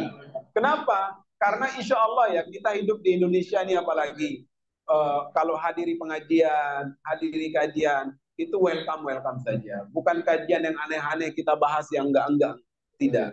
Kita bahas apa yang kita bahas? Kita bahas Rasulullah, kita bahas fikih, kita kaji Al-Quran. Itu semua adalah hal-hal positif. Jadi pintar-pintar kita sebagai perempuan, buat ibu-ibu, ngasih alasan kepada suami untuk diizinkan ikuti kajian, ikuti hadiri majelis taklim. Karena hari ini bayangkan Bapak Ibu ya, kalau nggak ada momen maulid ini, jarang kita hadiri majelis. Coba lihat sekarang ibu di rumah, seminggu itu berapa kali kita hadiri pengajian majelis taklim? Paling seminggu ada yang sekali, malah ada yang sebulan sekali. Jadi kalau nggak ada momen-momen kayak gini, kita nggak ngumpul. Nah itu makanya pentingnya acara ini, yang Masya Allah di silaturahmi ini, Sahibul Bait. Siapa Sahibul Baitnya? Ibu Vivin, ya, Masya Allah, yang telah memfasilitasi. Insya Allah berkah buat yang punya rumah juga. Berkah yang punya rumah, diberikan rezeki yang luas, kebahagiaan dunia dan akhirat. Karena kita mau fasilitasi orang ngaji, orang membahas Rasulullah Sallallahu Alaihi Wasallam. Ingat kita sebut Nabi dari tadi awal sampai akhir, mungkin ada 100 kali kita sebut Nabi Muhammad tadi. Ada berapa ratus kali kita sebut beliau selama majelis ini ya. Belum kita baca sholawat, baca semua. Kita sebut Rasul Sallallahu Alaihi Wasallam. Insya Allah berkah untuk semuanya. Jadi makanya kalau ada majelis taklim seperti ini hal yang bagus, hal yang sangat positif. Saya ingat waktu ini sedikit ya, waktu 1 menit aja. Waktu saya masih sekolah di Madinah, saya masuk ke Madinah itu tahun 2005, kuliah di Madinah sampai 2018, 13 tahun lebih kurang di Madinah. Itu frekuensi volume ngaji ini tahadus bi nikmatillah ya. Mulai sebelum subuh udah digeber ngaji. Waktu itu di Madinah. Habis sholat subuh ngaji nahwu. Habis ngaji nahwu sarapan jam 7 sebentar, jam 7:30 mulai lagi ngaji sirah nabawiyah. 2-3 kali ngaji. Sampai jam 12 siang. Jam 12 siang istirahat sebentar, makan siang, tidur siang sebentar sampai jam 2. Jam 2 bangunin lagi ngaji ilmu faraid, ilmu waris, 4 kali ngaji. Sampai dengan sholat asar. Habis asar ngaji lagi tentang hikmah, 5 kali ngaji. Habis ngaji hikmah, habis asar, habis maghrib ngaji lagi 6 kali ngaji fikih. Habis isya makan malam ngaji lagi sampai dengan jam 12 malam ngaji hadis. 7 kali ngaji setiap hari. Setiap hari 7 kali ngaji. 13 tahun. Begitu saya pulang ke Jakarta, boro-boro baca kitab sekarang. Waktu kita sedikit, belum cari nafkah, belum bekerja, belum. Makanya mahal waktu itu. Jadi kalau ada momen-momen bapak-bapak mengaji sekarang, jangan dilewatin. Walaupun pulang dari sini hanya bawa 2-3 ilmu, nggak apa-apa. Duduk 2 jam yang dibawa cuma 1 ilmu, nggak apa-apa. pulang ke rumah ada bekal kita dapat.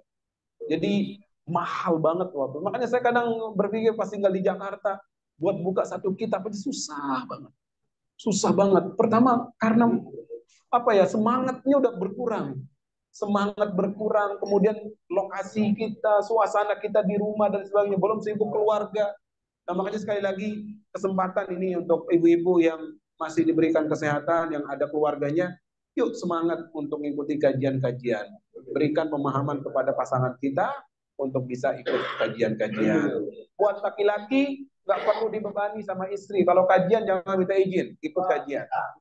Ya, kalau laki-laki cukup pamit aja, pamit mau kajian. Jangan minta izin. Kalau izin kan bisa diterima, bisa enggak. Tapi pamit aja.